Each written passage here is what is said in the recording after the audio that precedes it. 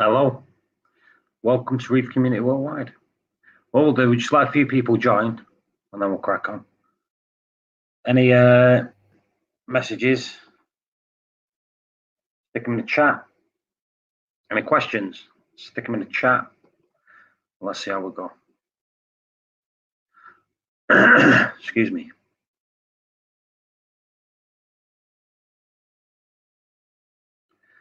Hello, Nick.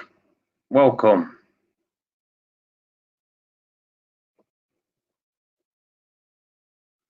Can hear my tank clicking. Got some snails clinging and clanging against the side. So, who wants to join in? Get a few people joining in. Get a conversation going. Have a little bit of a chat. If it's good, we'll stay on. If I get bored, I'll turn it off. You know how I run. I don't waffle on for the sake of waffling on. But let's just see how we go. So Nick's queued at McDonald's. So when he's finished at McDonald's, while he's scoffing his face, we'll get Nick on and we'll have a bit of a chat. There's a few things I want to talk about. I want to talk about Vibrant. I've been using Vibrant for the last couple of weeks. So we'll talk about that. Talk about the new lights that are coming out. If you've got any interest in them. So what's new in the tank? I don't add crap for the sake of adding crap. That's what people need to understand. I won't start going out and buying loads of different stuff for the sake of buying different stuff. So, coral wise, especially. Like when it comes to corals with me, one, I don't like. I've not got a lot of room for corals. The placement of the corals at the minute is hard for me to put things somewhere. I've got frags scattered around the tank and I know how big they'll grow. So just try to place one near it for the sake of having to move it. I won't do it. But everything's growing really, really well. All the little frags I've got in there have all got bases. The polyps are stupidly big. What I'll have to do, in fact, what I will do this week, I'll either do a video, put it on, or I'll do a live stream while the lights are on. And I'll put a lens over the camera so we can all see the full polyp extensions on them. I would buy the Gen 5s. What's your thoughts on them? I think the blues, because I only run my tank blue, and the amount of lights that are in it that are blue at the minute, like blue and purple, I love the colour. But imagine having loads more. You know, like 10 times as many. Yeah, I think blue for me is definitely the way to go. I only run blue, so I like them. But the problem you've got is I've got 3 Gen 4s up there. So 3 Gen 4s is a lot of money's worth of lights.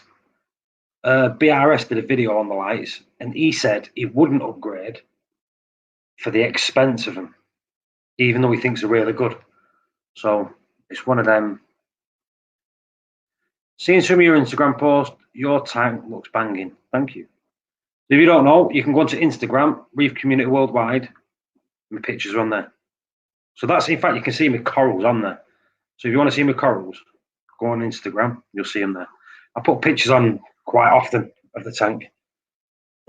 There's a red planet on there. If you actually go back just a few weeks, you'll see that there's no growth on the fold of it. If you look now, there's a 1/4 inch frag growing off it, like where the coralites have built up. Like within 4 weeks, it's an 1/2 inch frag. So it's looking really well. 3D pictures. If you want my 3D pictures, if you go on to Facebook and type Reef Community Worldwide in, there's a Facebook group on there that's run by a few of us. The thing you've got to remember, Reef Community Worldwide YouTube channel is mine. YouTube channel, the Instagram channel is mine. The Facebook group is a few of ours. And that was opened before YouTube, well, before I changed my name on YouTube. Because this channel never used to be about this. So that's that one. And goodbye. Right, did he say hello? I didn't even say you say hello. Did you say hello? Aye, and goodbye.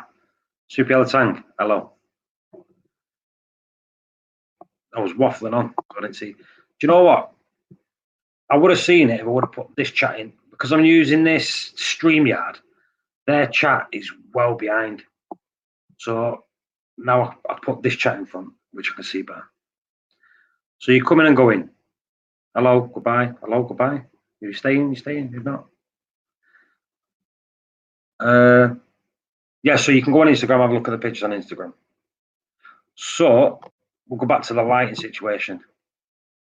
Is it worth me taking these lights and paying out for the other ones? Or I could sell 3 Gen 4s and I should be able to buy 2 Gen 5s. Is that option? That's an option. So if anyone wants to build Gen 4s, there you go. I will when I can sell these, but until then, I can't. But that's that. Anyway, I'll talk about Vibrant. So a few weeks back, I had bubble algae in my tank. Let me just read this. So he's going to order the G5s next week. Looking at the blue, I'll only go for the blues. I don't want to go for the pros. I don't want the allied look. I just want the blues. I run my tank blue and blue's blue. So if I get the pros, I might as well keep all of the Gen 4s because that's just the look you're going to get. So if you buy, this is the way I'd do it. If you want new lights, I'd go and buy the Gen 5s. If you've got the Gen 4s, I won't upgrade yet. I'd wait. What I'd do is wait to see how people are going to perform with them. I won't just go out and buy them straight away. If it's good enough for Paul, it's perfect for me. I definitely want them. Don't get me wrong. I've had the 3s, I've had the 4s. I'll have this. In fact, you can go on my Instagram again because about that Instagram, I had Gen 3s on that Instagram at the start. I grew corals like mad with Gen 3s. I went to the Gen 4s, and then the corals didn't really like it to start off with. So they started turning brown, this, that, and the other. But again, after a good 12 months of like recovery, they all started booming again. So, well, go, you can buy me some if you want, not a problem. Buy me some, I'll tell you how they are. What's the price? I don't know. I think it's £350, £349 for the 15s, and it's like double that and a little bit for the for the 30s. What I like this time, if you've already got the brackets, you'd have to buy the brackets, a 15 and a 30. You can just buy the adapter to it, which is about £10, which is not too bad. Hello, Ryan. So that's the way.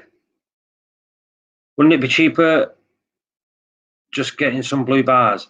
It doesn't work like that because you need to get the right par. Just buying blue bars is not going to give you the par. It's going to make it look blue. But you want the pars. You want the par. But that's what I'm saying. If that's the way I see it, this is what I was trying to say. If, in my opinion, if you've got the Gen 4s, there's no point in buying the Gen 5 Pros. If you've got the Gen 4 Pros and you want pure blue, then I'd do it. Then I'd go for the blues. But I don't see a point at all in buying the Pros. I don't see a point in buying the Pros. A lot of people like running them white, but a lot these days, I think a lot of people like blue, and I think blue brings up the corals beautifully. The colours, I think the colours are beautiful in that. The only thing about blue, you can't take a photograph with it. A decent photograph without a filter. I think that's the only good point. You could turn your whites on, take a photograph without a filter on. Someone's ringing me.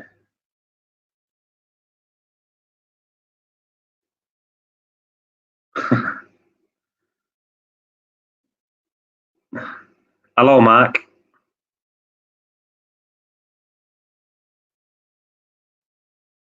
I know Mark Ebb's watching. I think Mark runs his blues.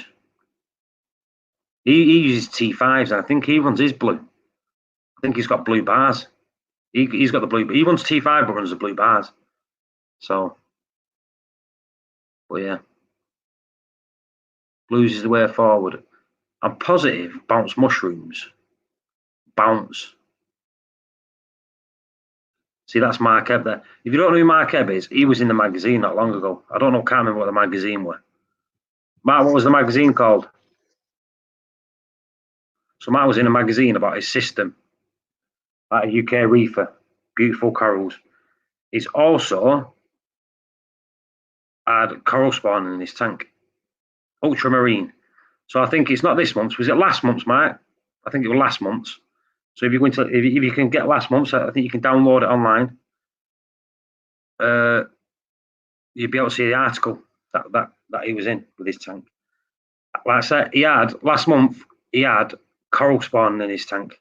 So, and the pictures are on. In fact, he's got his. If you go into his YouTube channel, he's got it there. I put a picture on, a video on mine, but that's the one we did there. Issue 78. So that's what you want.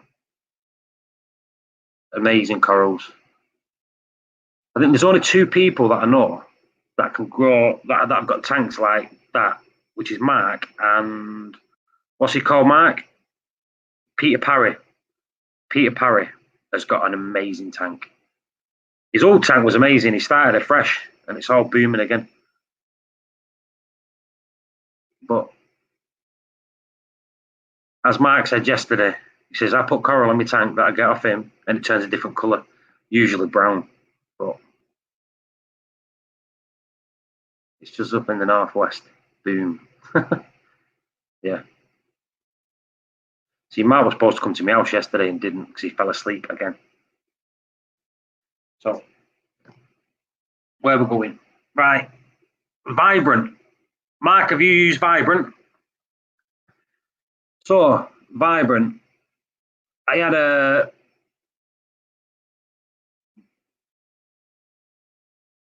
Yeah, right.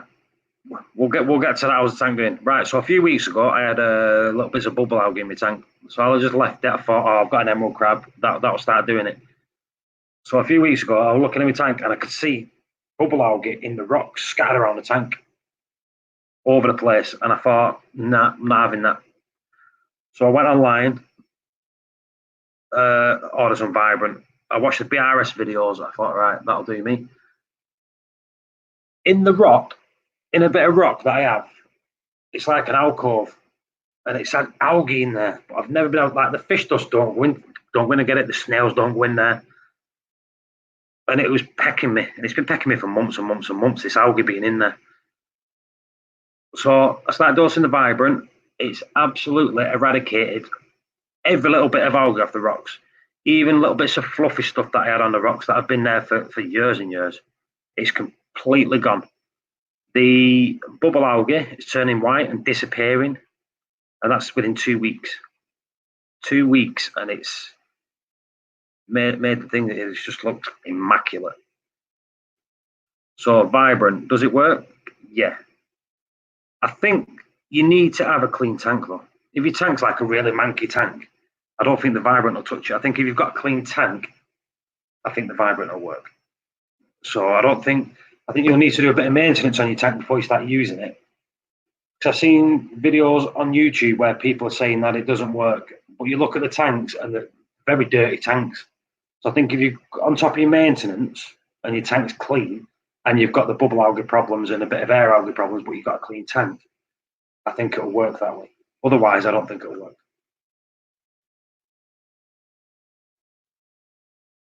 So that's that one. Nice. Hope to get some of the same results. Should come this weekend. So let's have a look who's on. So American Reefing, hello. JB Aquatics, hello. Mark SPS Reef, hello. Gal Gal, JB, Jono, Raven, Ryan, hello. And the other people are not chatting in the chat. So, where's Nick? I want someone to speak to because I get bored and I'll just hang up. Mark, it won't surprise me if Mark says he tanks shit because that's all he ever does.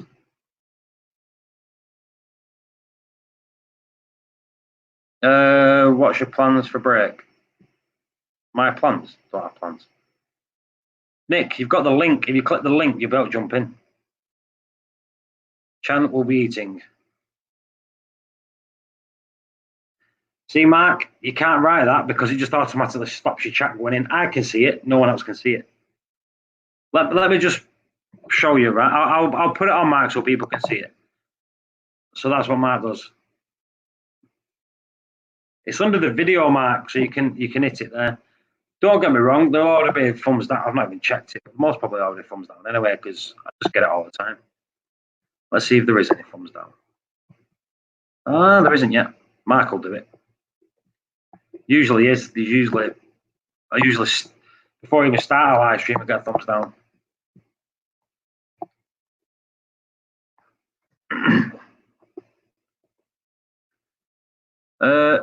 Right, Nick, I sent you a message in the chat before. If you click the link, it should kick through. You should click here so you can join. Does anyone want to come on? Hello, Ailey. Hey up, Ailey's here.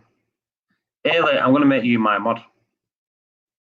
Because I don't think I've got any moderators. I think I kicked everyone off moderators when I flushed the channel out. But I'll make Ailey a mod. Ailey's good at kicking people off.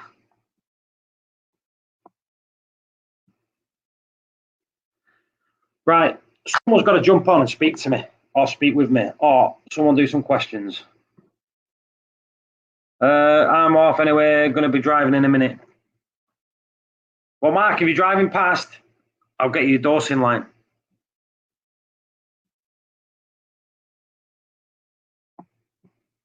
Obviously, Nick Chan's no good at this jumping on situation. Right, someone throw some questions in. Let me answer some questions. If I know, I'll know. Mark, people can't see it. Told you before. Ailey, that Mark, he's my mate.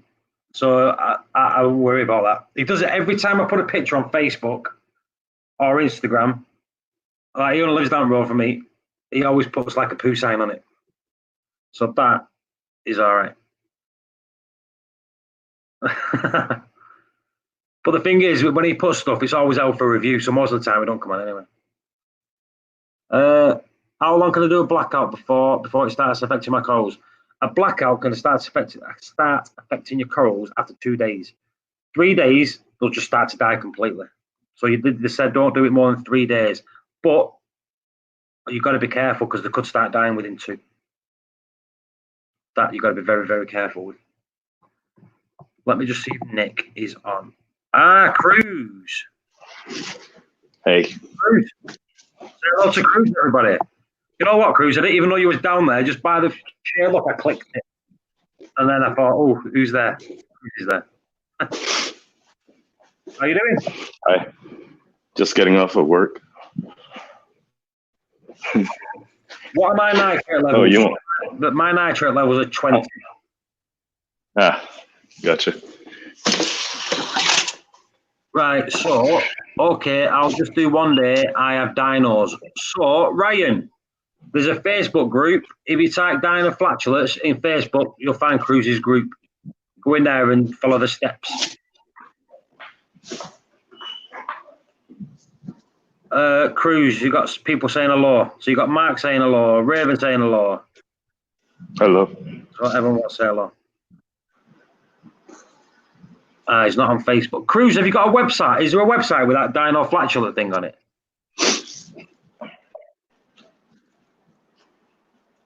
Cruz can't hear me. I had to learn the hard way without gear years ago. Got to nitrate guidance course. Yeah. If people want like my results, if people want to know my results, my salinity is I do it at 35. My temperature is 25.9. My nitrates are 20. My calcium's 450. My magnesium's 14 to 10. My KH is 8. my phosphorus is 30, which is 0.09. So, and if people want to know why and all that, I only tested about 2 hours ago.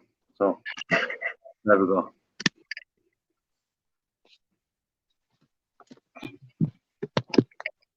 You put it on Instagram. That's the test the other day, but I tested again today.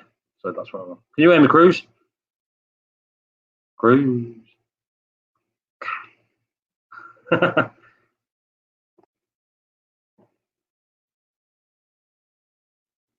You've muted yourself, Cruz. Can you hear me? Yeah, you muted yourself on there. I've not muted you. Ah, there you go. Can you hear me? Speak. Oh, I heard you then.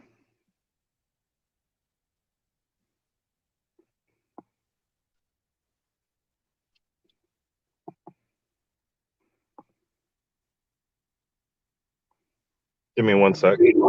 Ah, there you go. I can hear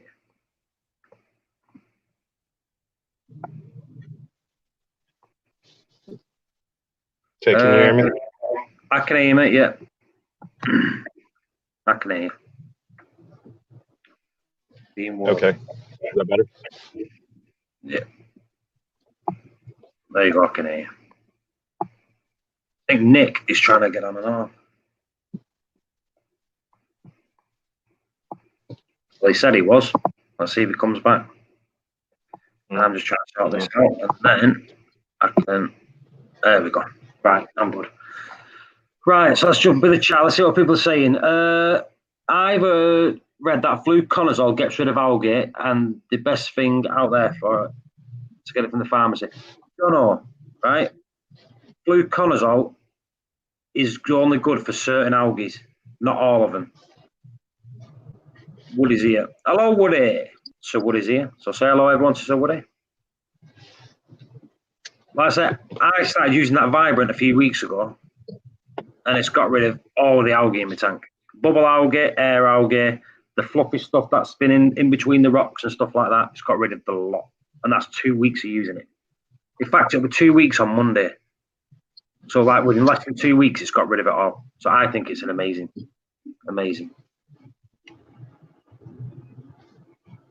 Literally, my nitrates are unreadable, but LPS are growing like crazy, SPS growing like crusty, and it's very bizarre. That's how mine was the other week. I was running really low nitrates and phosphates, so I started dosing them. But now I've not dosed them in a couple of weeks, and they seem to be stable. So the nitrates are staying around 20, and the phosphates are staying around 0.09. Sweet spot. I like it. Air and slime algae. Go on, Cruz. What causes slime algae? Usually high CO2 and high nutrients. There you go. So, John, reduce your nutrients and you should be good. What do you think are going ATI Pro elements? What do I think of ATI Pro? I'm using ATI Pro. For the first 6 months, I was battling to get my magnesium down because it's a 2-part. So if you're dosing calcium and magnesium together, if you've got high magnesium, you're constantly dosing it with your calcium, and you need to dose your calcium because it gets used daily. So, been using Vibrant for 4 weeks and not a bubble algae inside. It's amazing stuff. Have you used that Vibrant, Cruz? Cruz has gone quiet again.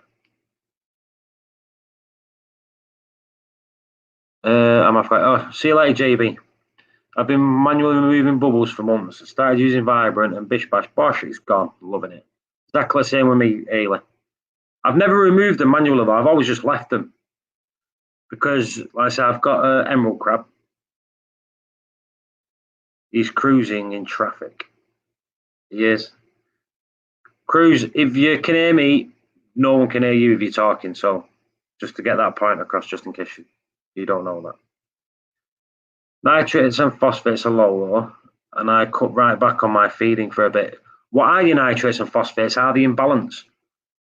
it's easy enough saying you've got low nitrates and low phosphates, but if they're both low, that's another problem you're going to face.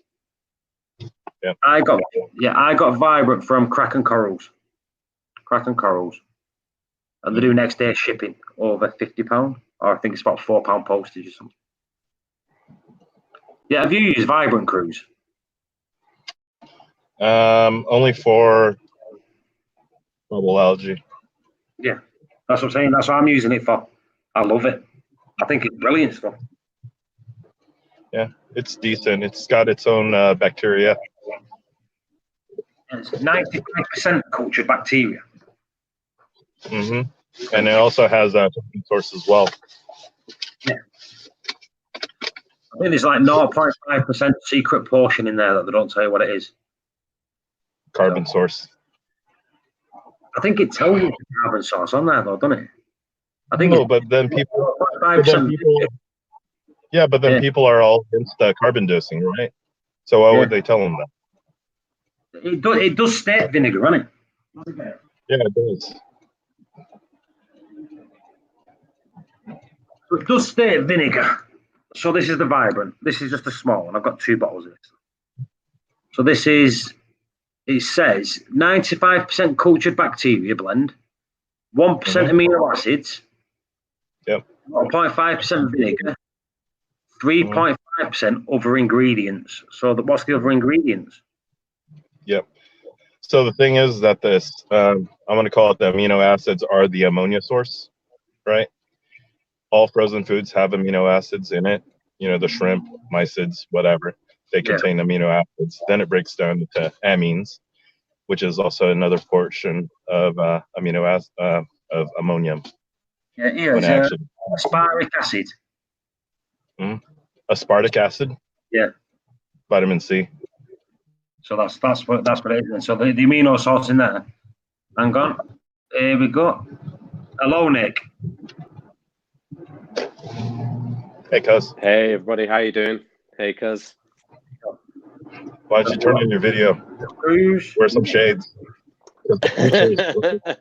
No, I'm eating. I couldn't get on my iPad. It just kept refreshing the page, so I had to go on my phone. So that's why I was delayed. So sorry, guys. No, I'm on my phone as well. Yeah, I'm gonna have to figure out why it won't let me do it on my iPad though, because that's annoying. Can the man miss you? That's from Ailey. So Ailey says she misses you. Nick. Okay, just ignore me then.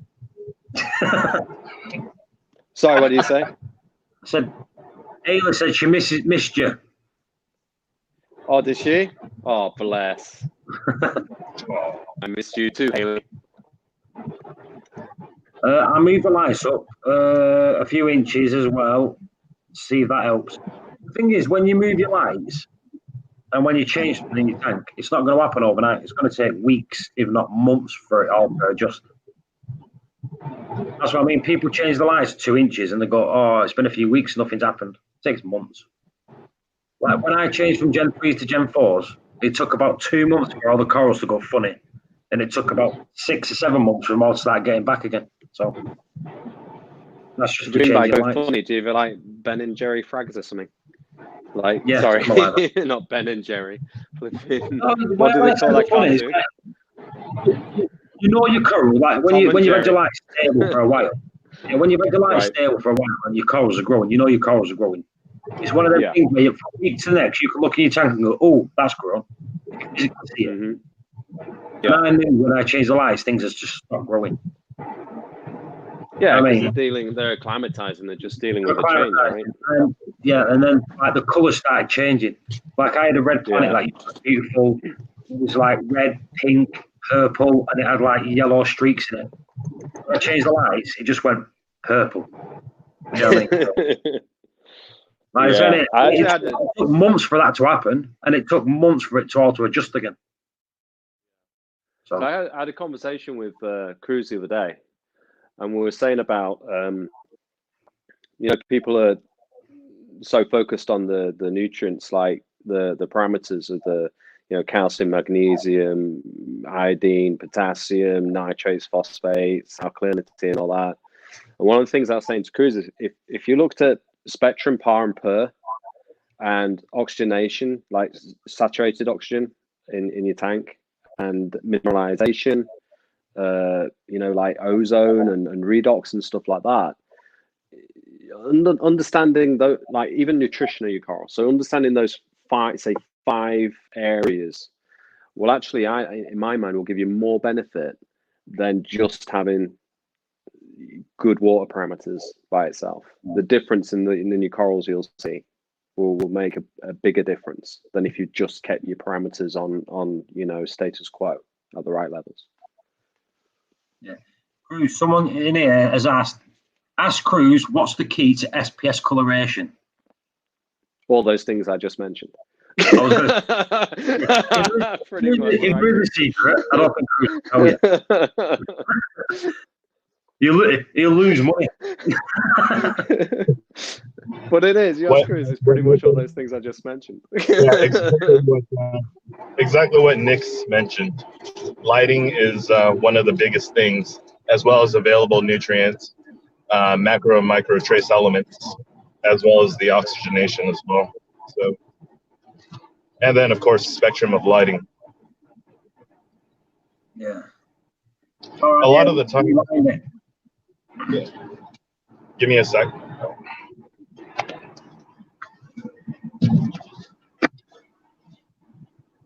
Rather than playing your phone. No.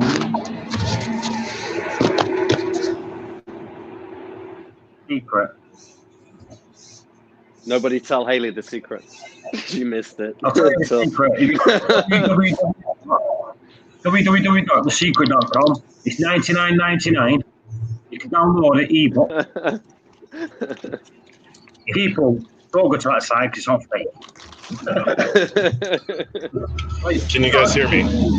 Yeah. You've got to do a disclaimer for people who go into that site with what?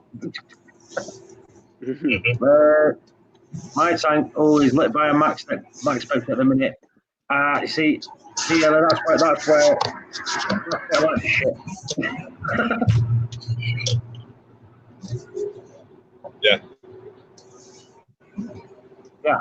Yeah, not good. I don't like it. Yeah, so a lot of people forget about vitamins. Everybody's looking at minerals, dissolved minerals. They forget about the undissolved minerals as well. So when you're talking about the concoction for really, really vibrant corals, really, really deep coloration, there's the vitamin side, and then you also have, and then of course oxygenation and the lighting source. Understood that there is a lot of variables, but once again, if you could actually reduce it to the top four, I would say that lighting is one of the top, oxygenation is second, and then the vitamins and the minerals that come along with it, with the supplementation, miracle mud, etc. That's one of the reasons why Mike Paletta utilizes the miracle mud. That's one of the reasons why we at Elegant Corals also utilize the miracle mud, is not only for the minerals that dissolve in water, but also the minerals that do not. That's also needed. And it's what, Paul, you've done a couple of videos on miracle mud where you have almost like a chalky, milky, almost like chocolate milk, that very, very, very fine silt. Well, those are I want to call it the undissolved minerals that the corals also need. Are you still running the miracle mud reactor as well? It's empty at the minute. I mean, the sump's got nothing in it at the minute. Yeah, absolutely. I remember that you did it two ways. You did it directly into the refugium, and then you also did the reactor as well. Yeah. I was talking to Dev, Reef Dude. Yeah, Reef Dude's over there in Canada. Yeah, because I think he might be doing it. So yeah, that might be a spoiler. Dev, if you're not doing it, you're not doing it. But me and Dev have been speaking about it. So I do speak about it. So I still get messages asking how I do it, how much to put in, what floor to put for it. And if people want to put it in a reactor, I put in a reactor, half a pound to a pounding, and then slow flow through it. So, Yep. And then you also put the filter floss on either side of the intake and the outlet. Right. People keep asking me, if I washed it first. I didn't wash it. I just let it all go into the tank, and like an hour later, it was clear.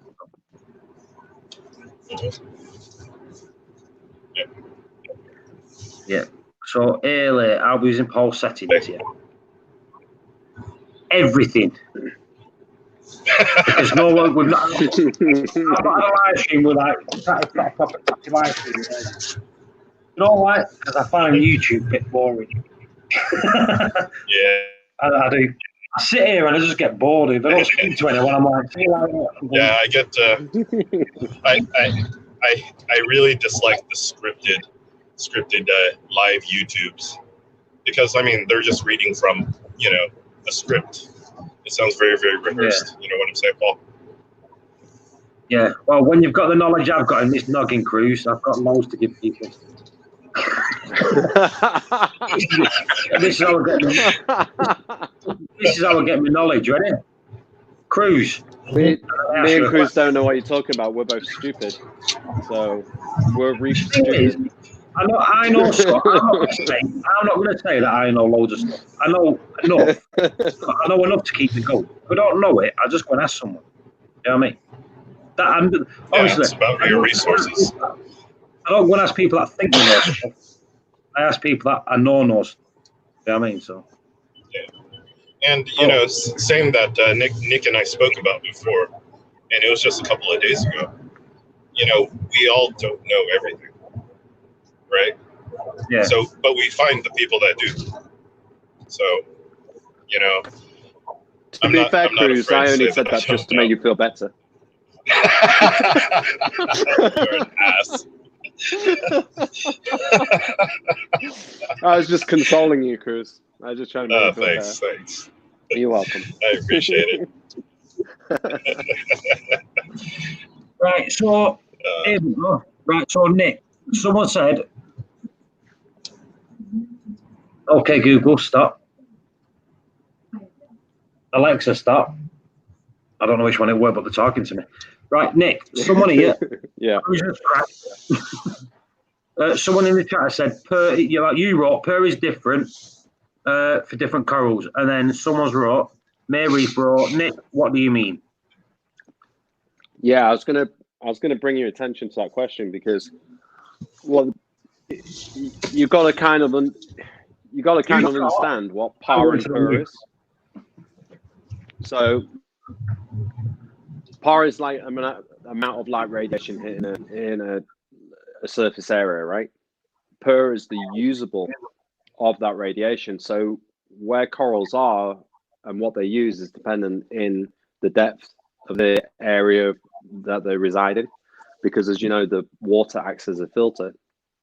So it's going to be filtering out different spectrums of water. So corals towards the top are going to get a different light source getting to them than corals much deeper further down. So the spectrum that's hitting those corals is going to change as it penetrates the water, if that makes sense. And the thing is as well, we don't know.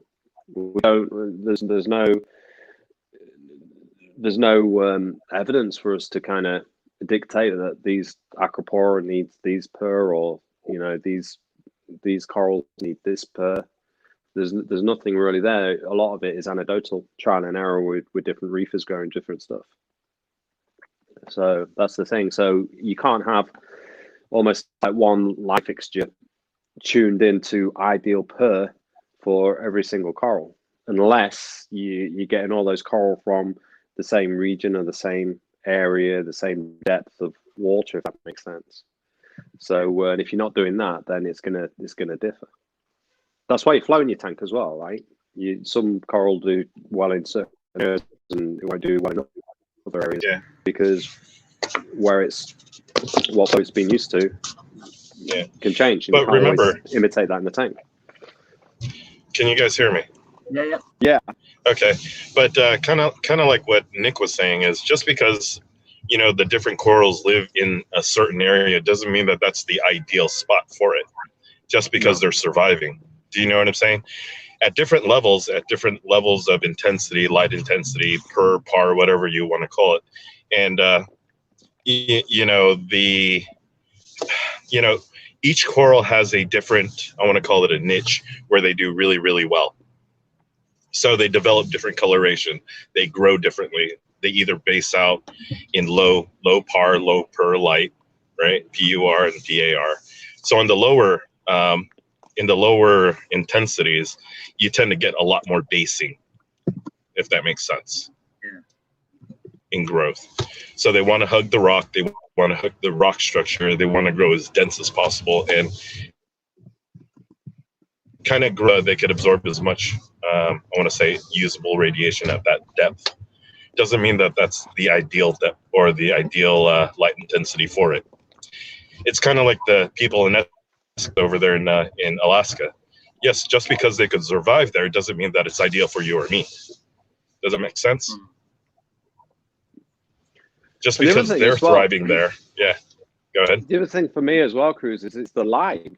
Because if you look at the different light units we have available to us, those different light units are capable or incapable of producing certain power anyway. Absolutely. So that's one of the reasons why a lot of us growers... Which light do you choose that's going to give you that perfect rendition? Some of them aren't capable of doing that. So and that's why the particular unit. Yeah, correct. And that's one of the reasons why halides still remain I want to say a key component in a lot of the coral growers' arsenal, is that we still utilize the halides because of the bigger spread as well as the broad spectrum of lighting, that would be able to adapt. Well, that a lot of the corals would be able to utilize a lot of that radiation. Yeah. So this is an interesting. This is an interesting question that Mia Reef has just raised there, which is, would you say flow is more important than lighting?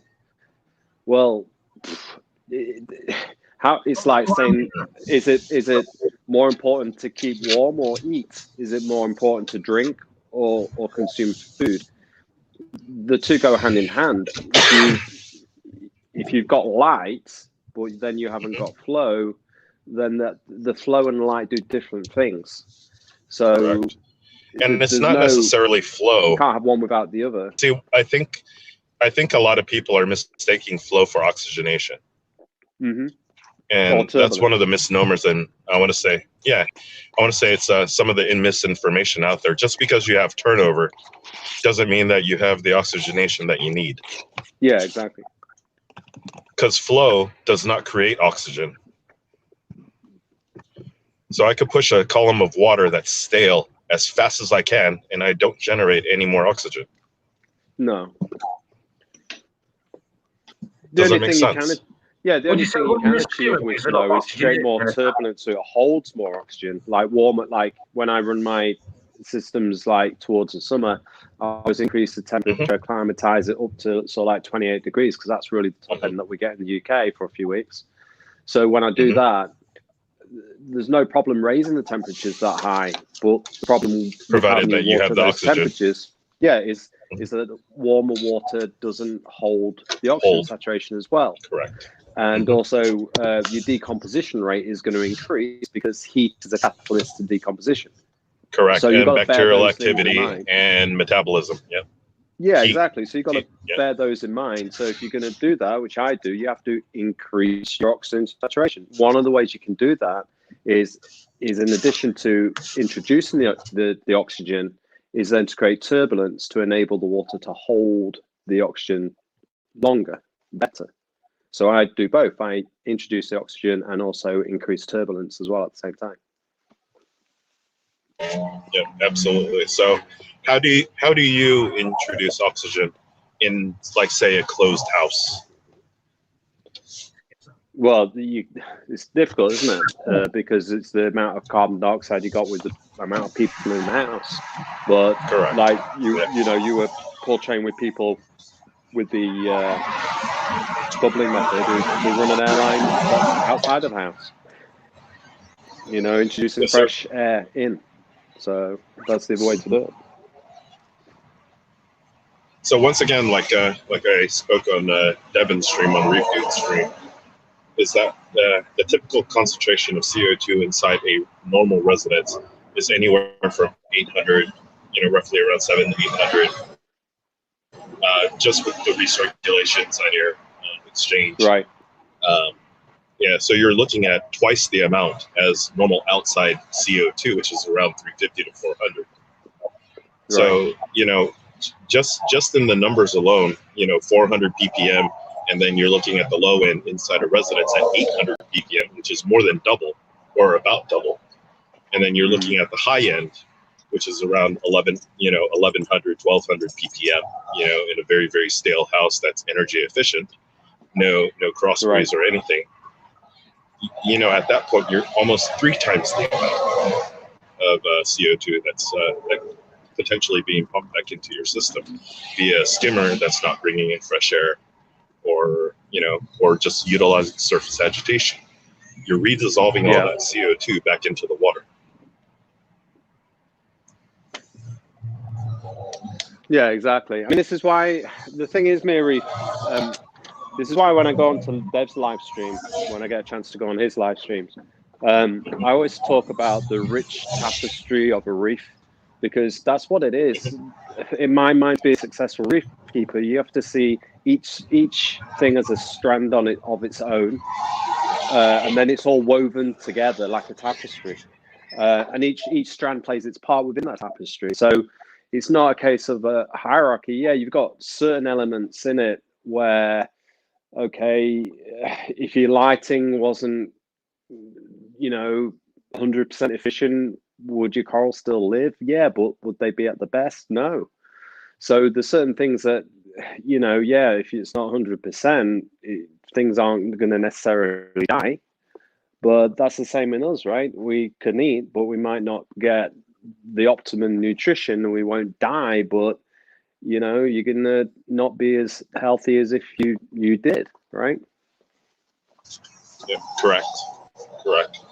You made a very, very good analogy there, Nick, as well.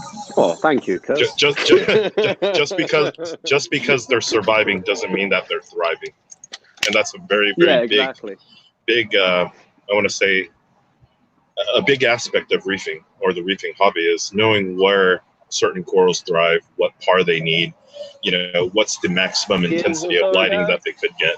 Things were brown, colors. And it was like we were happy that they were brown because they weren't dead, right? Yes.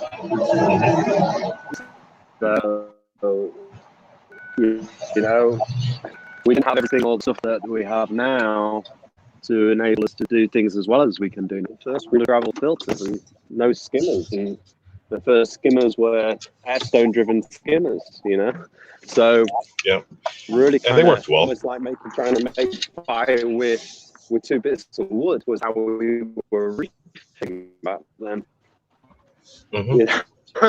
So, absolutely. underground filters as well. Undergravel filters. I don't like about the modern reefing is, undergravel filters and all that stuff. But the thing we used to reef back in the day was there seemed to be a lot more practical, hands-on knowledge and understanding. Like when we were using halides and T5s predominantly for lighting, people understood more about PARPA and spectrum, because we have to know when to change our bulbs. And that's what we needed to know when to do that. Absolutely. And a lot of people get, I want to say, they become lazy with the newer LEDs. They believe that they don't burn out fast.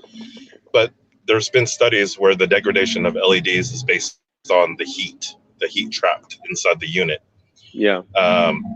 Where the heat sink is, how fast that transfer is, because it does affect the overall, I want to say, the output of the LEDs, the LED diode itself.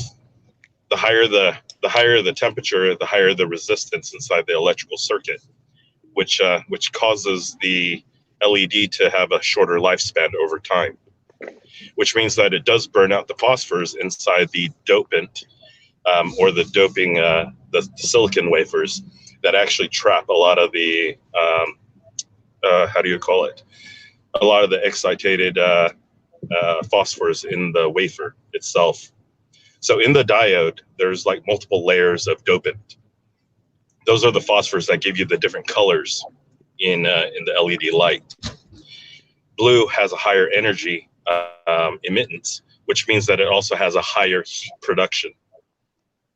And a lot of people that correlation, and that's one of the reasons why a lot of the blue LEDs, ultraviolet, what they call ultraviolets, I call them hyperviolets. So you're talking about the 420 nanometers, 410s, 450s. Those aren't true UV. UV is beyond, below the 400 nanometer mark. So a lot of the things that are being commercialized and advertised as UV spectrum, it's not true UV, especially in LED. It will burn the retina. It will cause you to get cataracts, et cetera, et cetera. And it'll also burn your rods and your cones in your eyes. So that's one of the reasons why they don't have true UV in the LED lighting, especially for reefing. Well, they do. I mean, the ones I know that they do have is the Orphex. The Orphex have 380, I think it's 380 or 390 nanometer diodes, which is true UV. But they, correct. I mean, in the highlights we had true UV, and in the T5s we had true UV, but we had the glass to protect it. But that's the problem with the true UV diodes, is they're still expensive and they still have a quicker burn rate than the other diodes. And that's, again, like you said, the decay factor is why they're not using them as well as the expense, I believe. Correct. And I mean, if you have an acrylic or a polycarbonate type of, I'm going to call it a shield, right? A lens shield or diffuser, you're not getting any of that UV past it, or very, very little. That's, I want to call it negligible. Yeah. So, I mean, the utilization of the UV rays is, once again, very, very minimalistic. How you could apply it, once again, is not truly understood in the coral or in the hobby itself, other than it does make some corals pop a different color, and have a different fluorescent emittance. But other than that, what is it truly using? Do you know what I'm saying? Yeah. I mean, I want to address a point you made earlier as well, because is that you were saying that people kind of got lazy with the introduction of LEDs. I don't think that's true as much as it's not laziness. It's that it's like there's less to know because it's all automated, or to, like, people buy it and it's a one-stop, turnkey product. Where before we understood the mechanics of it because we needed to, and it's a little bit like the motor car. In the old days, when cars would break down, a lot of people knew how to fix it themselves. But now, all the computerization and the having to buy a computer to analyze what's going on in the computer within your car is kind of taking it out of a regular guy's knowledge of mechanics.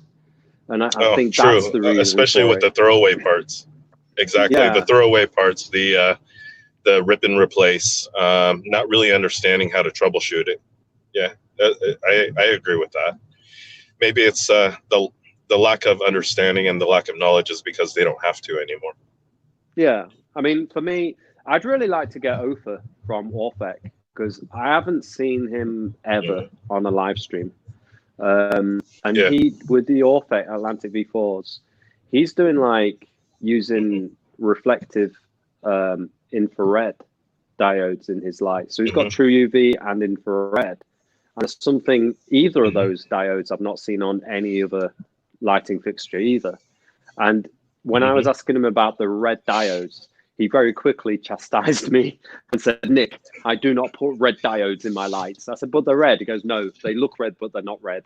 And then he threw an article at me on refractive and reflective infrared, which is like, I need to speak to Tulio to dumb it down for me, because it was like reading, like Tulio says to me, "Nick, are we speaking quantum physics today or regular lighting terms?"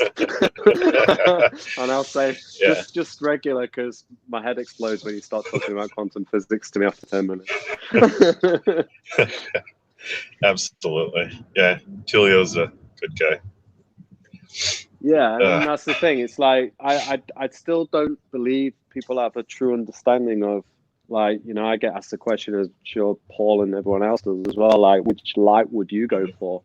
And in most people's cases, it's, well, I use this one or I use that one. And look at the broad range of lights available, but who actually can stand there and say, well, this one is better than this one because of ABC, and this one is better than this one because of ABC. And they're actually talking about spectrum and light output rather than controllability, design, if it comes with a tank mounting bracket or not, what's the spread like, all of those almost irrelevant things in terms of, is it giving your coral what it needs? If we stripped everything away from the light and just talked about the job that it's supposed to do in terms of providing for your coral, then talk about the different lighting units available from the various manufacturers and put it into those terms. Who's got that information nowadays? Because in the old days, we used to talk about why you should be using this tube or that tube and this tube in your T5s, or why we're using 12K or 14K halides, right? But look at the conversations, that people have now. I've got a G4 radiant, you're going to get the G5. Why are you going to get it? Well, it's more blue. Yeah, but what rendition of blue is it that it's given? I don't know. It just looks more blue. Yeah, and is it really blue, or is the excitation phosphor blue, or a blue based, and then there's other emittances around it? Just because it looks blue doesn't mean that it's only blue. Yeah, I mean, how many companies actually make their own diodes that don't buy them off the shelf? So they're not Cree, I know they're that not Reef Bridge does. they're not semi-LEDs. Kessel produce their own coatings on their diodes. One of the very few companies I know that do that. Yeah, Reef Bright does as well. Oh, Reef Bright, sorry, sure, Studios company. Yeah, Reef Bright and Kessel. Who else does that? But why don't people know this? Why don't they understand the importance of that? It's just lost, right? And then there's the difference between the. Still there, Paul? Still awake? No, I'm here. I'm in the chat. I'm doing the chat. I'm listening. Oh, you're doing the chat now, are you? And then, and then there's also the different, kind of like what Nick was touching on, and I kind of wanted to expound upon it, is the intensities. Either it's focused intensity or it's a broad. I want to call it a broad spread. Less intense light, the even coverage, so on and so forth. That also plays a very, very big role in the, I want to call it the cumulative or additive intensities at that point, or that focal point. So the more smaller LEDs that you have, you're going to have a brighter, more spread, more evenly spread, I want to call it, PAR, right? PAR, lumens, candles, foot candles, whatever you want to call it. But then when you get that spotlight that's really, really focused with the optics and all that other stuff, you do tend to lose the irradiance around it. So there's the, I want to call it the coronal effect, right? With the LEDs, you get an area that is less intense, probably about 20 to 30% of the focal point of the intensity. And that's one of the reasons for the overlap in it. I want to call it a well spread out light, what is that? Right. What is that one LED? You. That's like your hands off the wheel while driving. You nutter. You have the So you have the Atlantic V2, right? You have the Atlantic V2s, which are spread evenly all the way across, right? And then you also have the Reef LED lights. The Reef Bright LED strips that are also evenly spread all the way out. The XHOs. And then you also have the, and then you take a look at your black box and then you see how they're spread out as well. And they're pretty much evenly spread out, and you start taking the additives of all the different wavelengths on the overall board. And then you start seeing this pattern, what we call the light signature of the actual fixture itself. And it's the accumulation and the cumulative, I want to call it additive radiation of the light. That's what you're paying for, if that makes sense. So there's a number of lights that utilize that formula for broad distribution of lighting. And then you have the old the G3s for the radions, which are little hockey pucks, which are centralized to two little circles. It's a highly dense packed, concentrated LED COB, right? Chip on board. Yeah. And it has all these different little teeny tiny LEDs on there. But being that they're in what we would call almost a single point source, the intensities that are coming out of that one chip is intense. The focus and the overlap is near that one spot. Yeah. So you have to worry about coral burn at that point, and that's one of the reasons for the update to the G5 is you notice that all the LEDs are now spread out, just like a black box. Yeah. So there is some validation to the black box design and the chipset and the chipset layout. And you know what? That's exactly what Reef did as well with their light, is that they took lower powered LEDs and they spread it out over a nice, I want to say, segmented spaces based on the irradiance of each of the LED chips. So the LED, if you actually has like a more or less a triangular emittance pattern that goes this way, right? Oops, which way? Right. That way. And the overlap in between is what gives you the blend and the intensities. So yeah, it's a good formula, and that means less heat per every single LED, and you have more heat that radiates through the heat sinks. I mean, one of the lights I really liked, I wish was still around and gathered more pace than it did, was the Euroquatics Angel A1P. I mean, if you Google, if anyone wants to Google that and look at the light output, the spectrographs on that, even the new Radian Gen 5 Pro that I've seen still is not touching it. It's still off from that, and that light was around 4 years ago.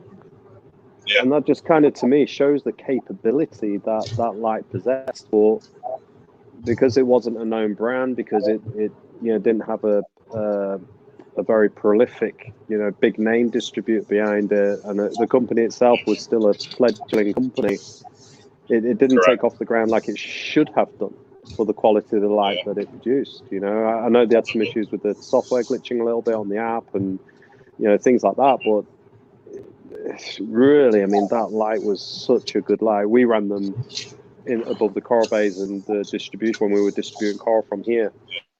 And that's amazing, one of the that's one of the problems that I also see, is that they spend more on commercials and advertisements, right, than they do on the actual product itself. It's it's one of those things, right? It's a necessary evil, but at the same time, if they put more effort into the actual mechanics and the technology, I think that we would come a lot longer and a lot further than we have than visualization. Yeah. Exactly. Is there any questions on the chat wall? Yeah. I'll just put messages. I don't think what he put a message. I can't see anything on that. Okay, man. Oh, there's Nick. I'm here. Yeah, he came up. See, Reef, why? What's up, Barry? All right. What is it? What's up, Barry? See what. Right, I'm in the chat. 1 minute. Bear with me. I'm gonna go up a little bit. Right. Did you read that? Did you read that one? Do corals utilize green and red? Did you say that? Oh no, I didn't see that. Right. So someone wrote, do corals utilize the green and red LED, or is it? Why, sir? I just thought it was for sure. They just highlights the colours in the corals. Is that right or not? I think that they're opportunistic. The red section they do. No, I mean, if you read, there's an article. I'm trying to get out people, but if you want to Google it while we're chatting, you can. But there was I don't know if it was Dana Riddles, article Dana because Riddle. Dana does a lot on lighting. It might have been Dana Riddle, it might have been someone else, and they were talking about reflective red spectrums, infrared spectrums, and that's And the reflective the article greens that too. Ofer. Yeah, that's the article Ofer sent me to justify why he had put the diodes in the Orphate Atlantic V4, because they're not actually red diodes. They look red to us as humans. Like, we identify them as red or recognize them as red, but they're actually not. They're off of the red spectrum wavelength, but they just, the way our brains and eyes work, they register as red. Yeah. I actually got a funny story. So, when I used to distribute the original Orphate, the 156, I put a display unit up in a store in London, which isn't around anymore, unfortunately. But was that the Atlantic V1? Was that the V1? No, it wasn't the Atlantic V1. It was called the P156. And yeah, I remember those. We put it up, and a user who was looking at getting some new lighting at that time went to look at it, and this is when halides and T5s were still very prominent in the hobby, very prominent.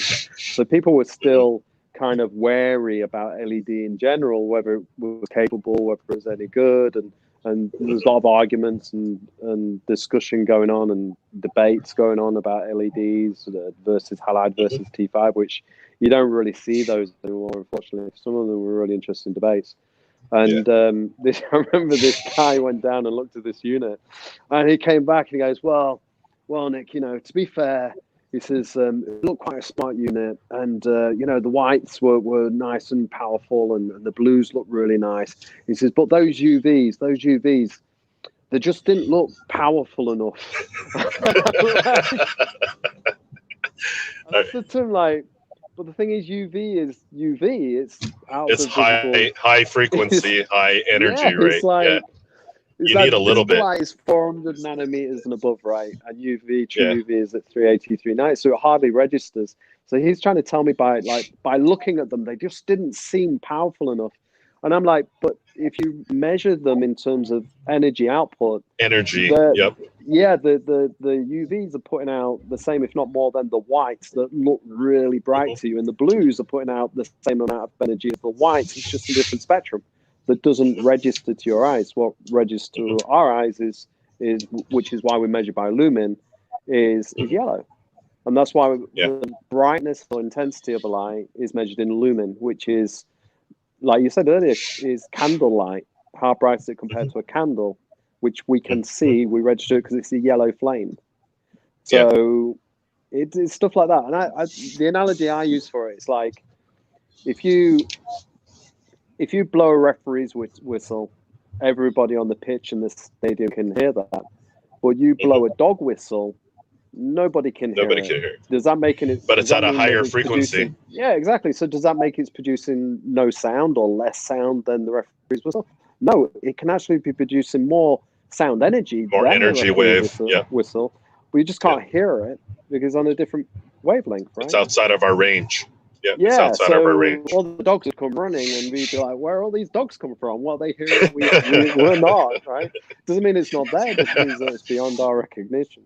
So that's why when LEDs first came in, a lot of what we were seeing, because I was one of the first promoters and advocates of the early LED units, like the eco lamps and stuff like that. And what we got was a lot of people, and the Kessels. I was the initial. I imported the Kessels as the first person to import and distribute the Kessels. The 350s and all of those. I was the first guy to do that in this country. But what we had a lot of was people burning the coral because the LEDs didn't look as bright as halides and T5s, because with the halides and T5s, you're producing a blend of spectrums across the board. So a lot of, like with the halides, you want more blue, you almost have to produce more yellow. So the tanks we were running like 400 watt halides were very bright because we're producing a lot of yellow to get more blue. And so when we went to LEDs, so many people burned the corals because they just thought it doesn't look as bright, therefore it's not producing as much light, therefore I need to turn these up to 100% and lower them on my tank so that the brightness of the tank looks the same as it did before under halides and T5s. But guess what? They were getting a lot more light energy on the corals to the point they were burning them. So, what's that? What's that phrase? All that glitters is not gold, right? Yeah, true. Someone said here, who would you say has the best reef tank in your eyes? Ooh, I said there's too many people. You all have the good and bad bits, don't they? So, are you talking about reef tank or are you talking frag tank? Ah, there you go. That's it. I think what it means by a reef tank as well, because like with a reef tank, is that contains anything from a reef, or the traditional lots of tanks and lots of big flashy. Yeah, like a display, you know, like a display tank. Yeah, like a display I've seen tank. some really interesting tanks that, I mean, my favorite display of all time, the one that really kind of went, oh, look at that, wow, was a 3-foot tank that had nothing in but purple pulsing xenia and a couple of pairs of clownfish. But the movement and the beauty of the thing was just like, oh my God, that's gorgeous. Yeah. You know, but you don't I see agree that with very you on often that. either. You don't see it because what does everybody do? Oh, I need some Monty, I need some, you know, this and some Sticks. of that and some sticks some and acros. some acros and, you know, and I need some tangs in there, you know. So you don't see it. Tank that you've seen or you know of. Oh, I'm kind of partial, but I'm just kidding. There's a number of them that I've seen, mixed tanks, primarily SPS. I want to say there's one that Ling has on his page. I've seen that one. You remember Ching Chai, right, over there in Singapore? Yeah. Yeah. He had one of the best SPS tanks ever. Is it the one? Is it the one Paletta also has another. Or is that a different one? No, that It's one like, had this filtration on the side. You remember? The side filtration, and it was the top to bottom, full length, 6 foot tall tank. That one was beautiful. There was a tank that I really liked for a long time, a guy in Hong Kong, and I wanted to go and see it. Last time I went over there, but I couldn't get in touch with him because he invited me over, and when I got there, I couldn't get in touch with him. And it was a really famous tank at the time, and it's called Reef in the Sky. And that one's pretty too, because he had a wheel out sump. So he made it slid out his cabinet on and his frame, skids. in 2 pieces. Yeah, exactly, in 2 pieces. Yeah. So the sump was on wheels, and you could just pull it, and it would wheel out from the side of his frame. Yeah. And then his light was also automated. Exactly. You remember his light was automated as well? Yeah, that one was beautiful. He showed all his CAD drawings too. Exactly. He showed all his CAD drawings. But the scape was like really simple and really nice. It wasn't. Yeah, it was a tank full of rock, which everyone was doing at that time. All right, probably one of the first minimal scapes I've ever seen. I seen a picture of Nick's. Well, when I first went to your unit, Nick, you showed me a pulsing xena tank. Yeah. Says, do you like pulsing? No. I said no. I don't like pulsing xena. He said, look at this tank, and it was covered. But the way it was done, it just looked beautiful. Yeah, that's what I'm talking about. There's beautiful movement to those softy tanks as well, Paul. You know, and that's in today's reefing hobby, there's some really, really, really nice softy tanks. You know what I'm saying? Yeah. Here's one for you, Cruz and Nick. Would you say that people get snobby when they start growing SPS? But like to soft.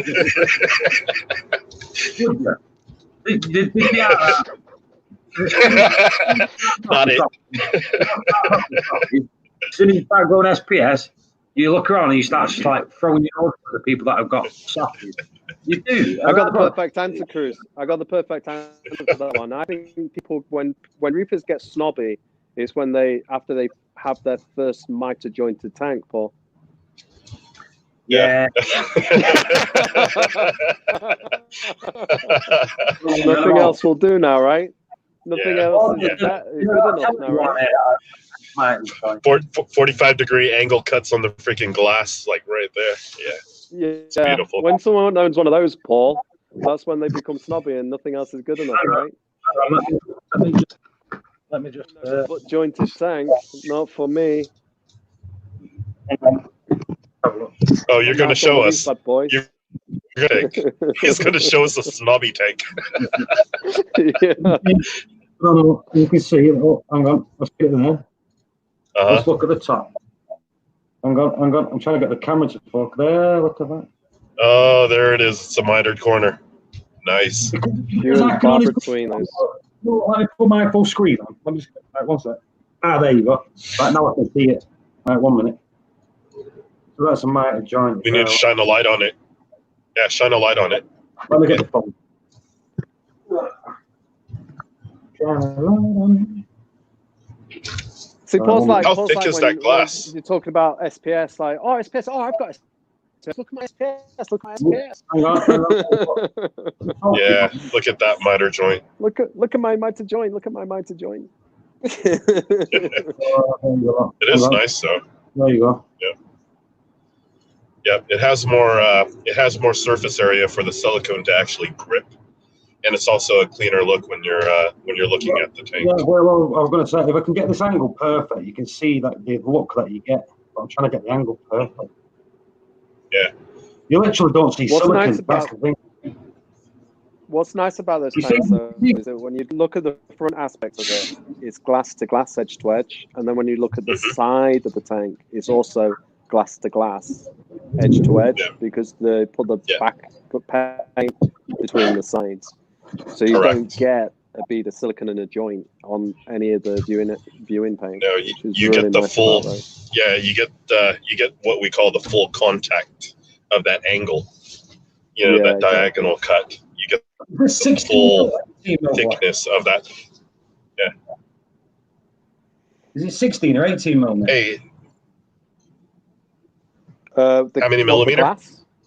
Yeah, how thick? I think it's 15. I think it's 15 mil glass, not from memory. I think it's Still good. I was made that as a gift. Actually, I shouldn't have given it away. To be fair, it was a gift.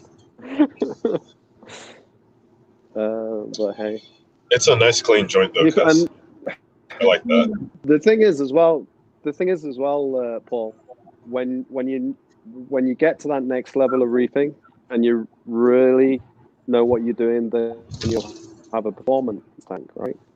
When you're on your elite level of reefing, you'll have a performance tank. Mm-hmm. Yeah. Who's spamming my shit? You're reading the text. He's reading the text, aren't you? Yeah, timed out. I would have booted them off. Who is it? Donnie and what was the saying? Twitter for Android, Twitter for Android, Twitter for iOS, Twitter for I DS. just found him, I think. I've not a clue who that is. Mir Reef is Immature. asking, in your experience, what has been the most difficult SPS to keep?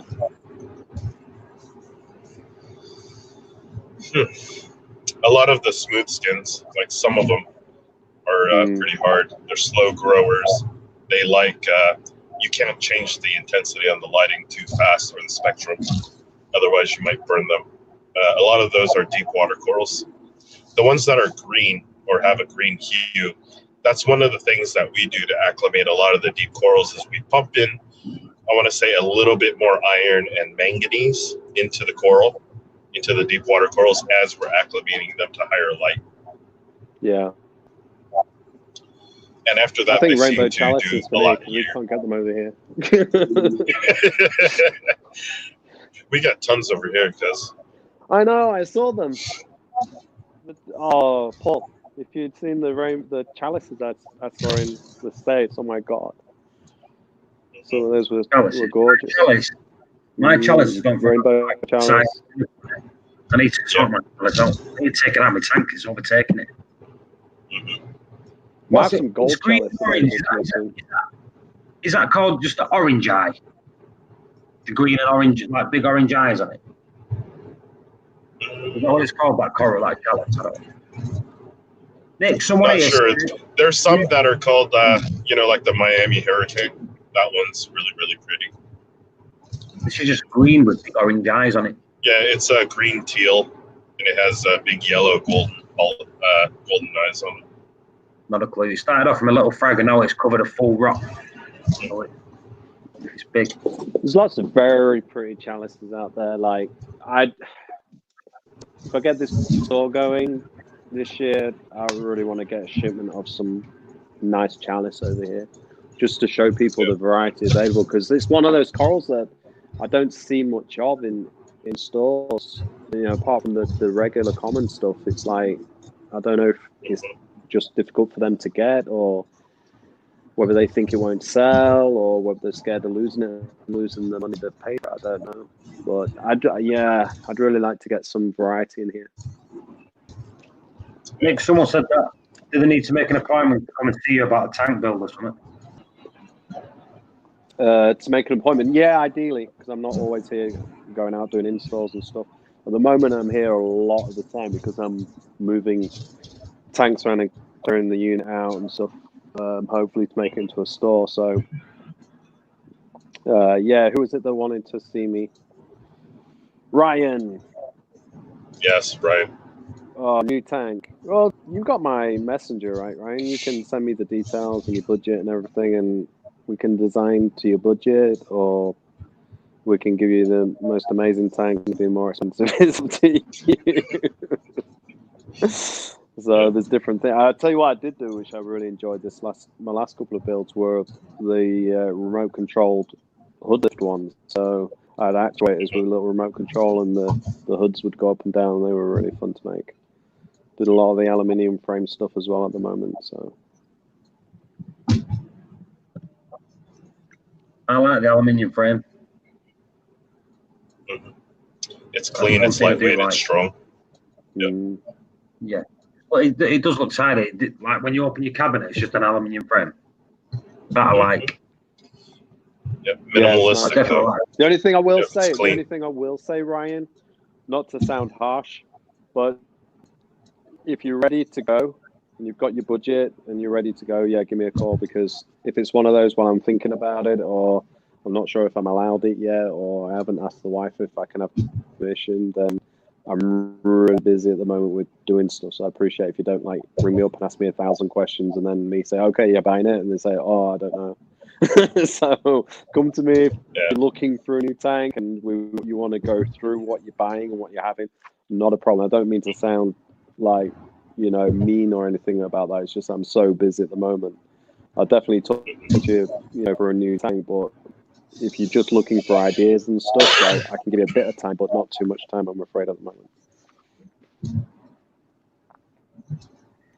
Time is money. Well, so long as you're not falling behind schedule for the Elegant Corals guys over here, Nick. Yeah. Don't forget our tanks. I tell you a tank I really did like, Cruz, that I'd like you to get and see what you can do with it, was the Lifeguard. The little Lifeguard nanos, and they're mitre jointed, and the Starfire glass. You have Starfire with us, so Starfire glass. They're tiny, but they're really nicely made. I'll get them over here. Darren had them at Planet Aquariums on the shelf. Gotcha. But you can get them in most stores. Yeah, told his salesman, why are these on your shelf? Like, get them out to the store. They'll sell like hotcakes. And then I walked into Fish Gallery in Houston, and they had a big pile of them in the middle of the floor because the salesman had done the job, so they'd sold them to the store. And there was a guy stood with this big tall tower of Lifeguard nanos. And when I went into the store, I held the door open for a couple that walked in with the two children. And they walked straight up to this big pile of tanks, talked to the sales guy, and he just put one aside at the counter for them while they went and bought some other stuff. And before I was leaving the store, I bought some like filter pads or something. And I was behind this couple, and I just said to them, "Oh, you bought one of those tanks?" They said, "Yeah, we only came in for like a coral and a fish for our other system, and we saw them, and they were just so nice. We we couldn't not have one. So now that's going to go in the kitchen as our baby tank. And I was like, yeah, and these are such nice little tanks. So yeah, they we haven't can't them over here, but yeah, they haven't been pushing them over here at all. I don't know Haven't why seen not. them. Because oh my god, if somebody asked me to design my dream nano, like Nick, if you could design a nano, what would you do? That would be how I would design it. It's such a nice little tank. You need to buy one, Cruz. They're not expensive at all. Yeah. See what you can do with one of those, but they're so nice. You know? Sorry, go ahead, Paul. Is there somebody in the chat there? Nick, steel stand or aluminium? And would you say plywood is just fine, or would you want aluminium steel for long term? Well, For me, steel stand or aluminium, and would you say plywood is just fine, or do you want aluminium steel for long term? It depends what you're doing, to be honest. Like, I make steel stands, aluminium stands, completely wooden stands. For me, at the moment, I'm really like because of the way that it looks like Paul. I think it looks really fresh and clean. The fact that it doesn't rust. Manufacturing, it's nice to use. It's easy to put together. So that's another reason I like it. Yeah, it doesn't rust. You don't have any worries. I mean, with my panel, you don't get blowouts and stuff anyway. And so that's not really an issue for me.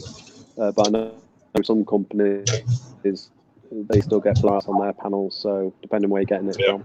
And I'm really liking using the aluminium. It's not that expensive, really. And if the plywood sucks up water, it swells. A lot of the particle board stuff, if it's not coated or impregnated with the resin, also swells too. So the overall strength of the plywood degrades as they get wet. So be careful of that.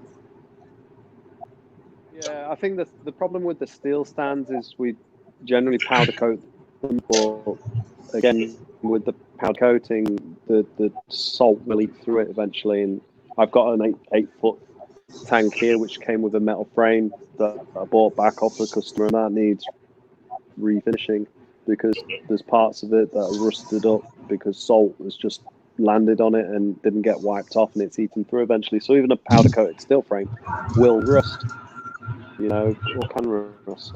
Where with the aluminium, you can basically get some white vinegar and wipe it down, and it's good as new. So yeah, I'm liking using the aluminium. I've just done a couple of with remote control hoods as well. The aluminiums.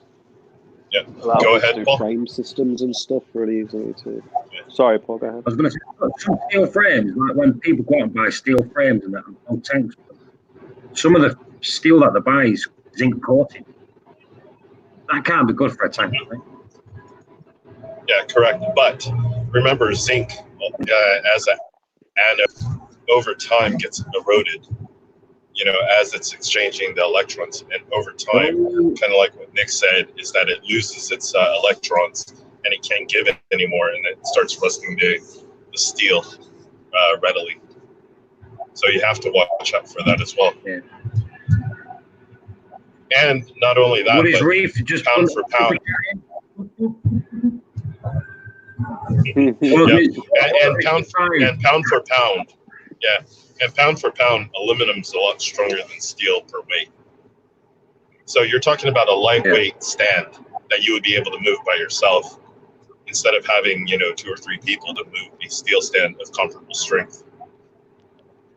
Yeah. Well, is that with the aluminium, you can break it down into its components because of the fixings, where with the steel stand, it's welded. Yeah. And it's one piece. I mean, stands, you can unscrew them and break them down into its components as well. But that's the reason I like the aluminium. I mean, we've done some big stands, like 10-foot long metal frames and stuff. Now, if I was to do, I haven't done one that big yet with the aluminium, but I know when that time comes, it's going to be a lot better because bringing that into the client's house is going to damn sight in component form and building up in the room, then trying to maneuver a 10-foot long frame. Yeah. You know, And quite then, often the you can bring frames in are the taller panels. than the tanks, so they're they're Correct. really awkward to get in. So with the aluminium, that's going to be a lot easier in the future. So yeah, I'm Correct. liking And the then you could aluminium also break down the panels. definitely. Yeah, you can also break down the finished panels too into those sections as well, and it would still look a Yeah, lot exactly. Yeah, exactly. So yeah, there's an interesting tank I'm doing that Oliver Knott said he's going to aquascape for me. He was really interested in the design, which is a cylinder tank. So I'm going to see about getting an aluminium composite formed for the cylinder. So that's going to be interesting to see how we can do that. So that's another benefit of the aluminium is that you can still manipulate it to an extent as well.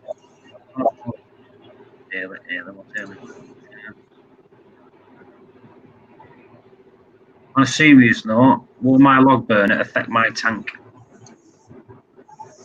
Won't that produce CO2 in the house and drop a pH? You're breaking, Paul. Sorry, I can't hear that. Log burner. Ailey, on a serious note, will my log burner affect my tank?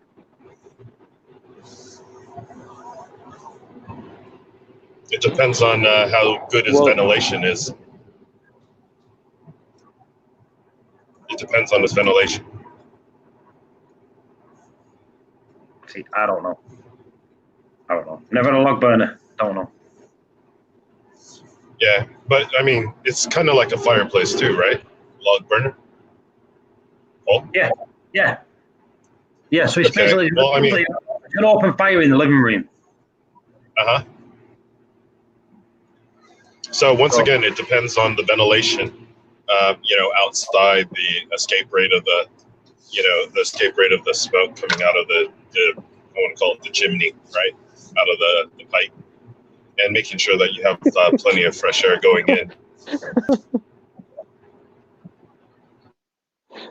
Hello? It's got two vents. What are you laughing at? It's got two vents. Dirty mind.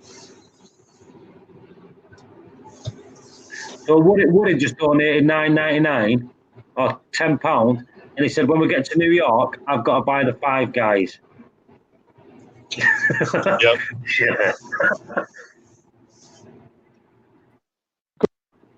Yeah. Let me try and reboot. One sec.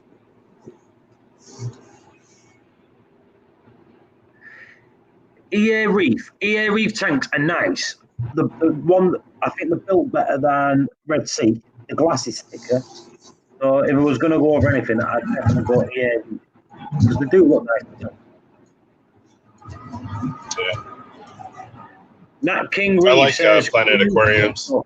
Yeah. Planet Aquariums is good as well. Yeah. Cruz, Nat saying hello. Hey, Nat.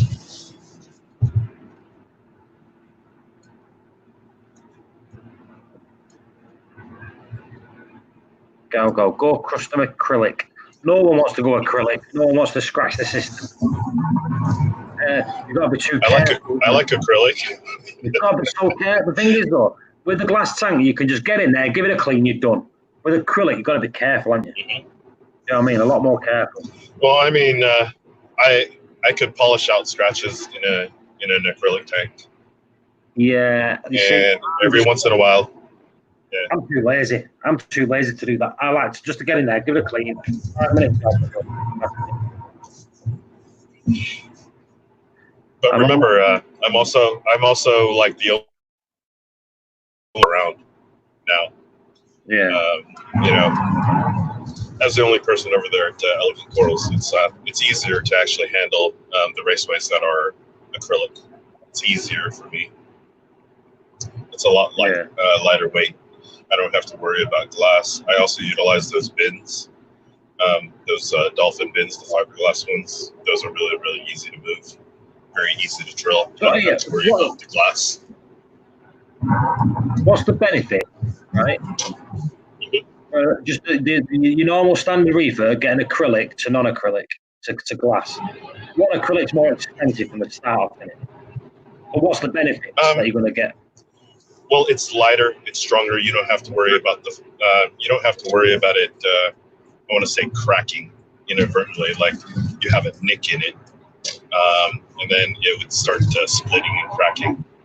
You could always polish out a lot of the scratches, and once again, it's lighter weight. If you're, reefing by yourself, you could actually get a bigger tank and be able to move it yourself when it's empty. It's very simple, it's very light, and it's decently strong as well. Someone said heat retention. Is there any truth in that, heat retention? In acrylic? Yeah, I mean, definitely, because once again, acrylic is a good insulator. Yeah, it doesn't transfer heat easily, which means that you keep a lot of the heat, especially during the wintertime, inside your system. Yeah. So, but once again, do we want our it's easy enough to be able to pump in fresh air into your system, with colder air from outside, or through a chiller or whatnot, and it retains the same thing. So it's not only heat retention, but it's also the cold retention as well. Being that acrylic is a bad heat transfer mechanism, if you have colder water, it stays colder longer. It's like an insulator, like for your beer, like a koozie. Again, it depends on where you're sitting. Do you want to keep it hotter?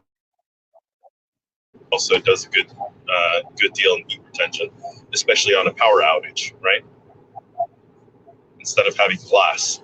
So, yeah, it retains, and it also deflects and keeps heat out a lot easier than glass does. Yeah. Does that make sense? Yeah. Come on, Nick.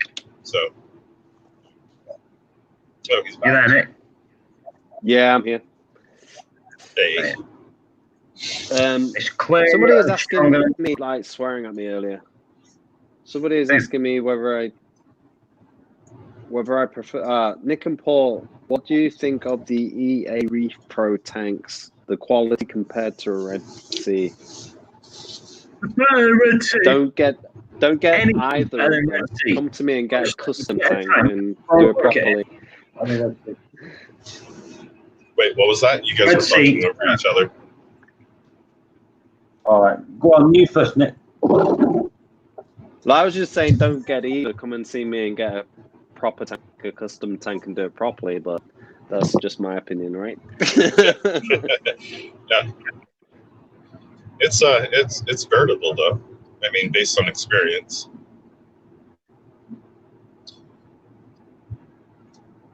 I bet it's a bit. Okay, I'm not reading that. Right. My opinion with them two tanks, if people want my opinion, EA tanks, they usually have thicker glass. They look very similar.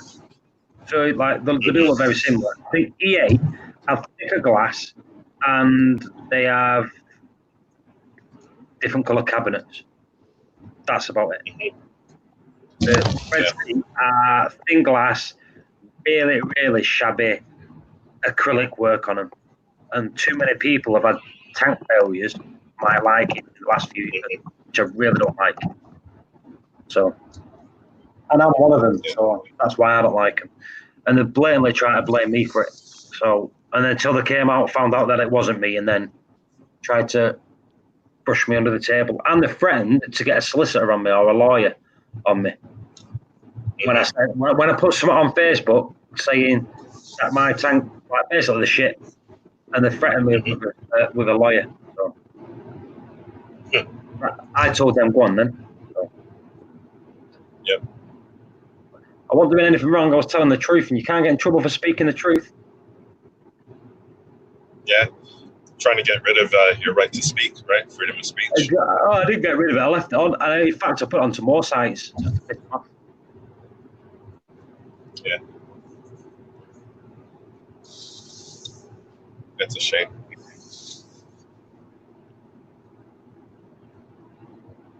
Acrylic all the way. You can tell. So this is people talking about acrylic and glass. That's what we're doing.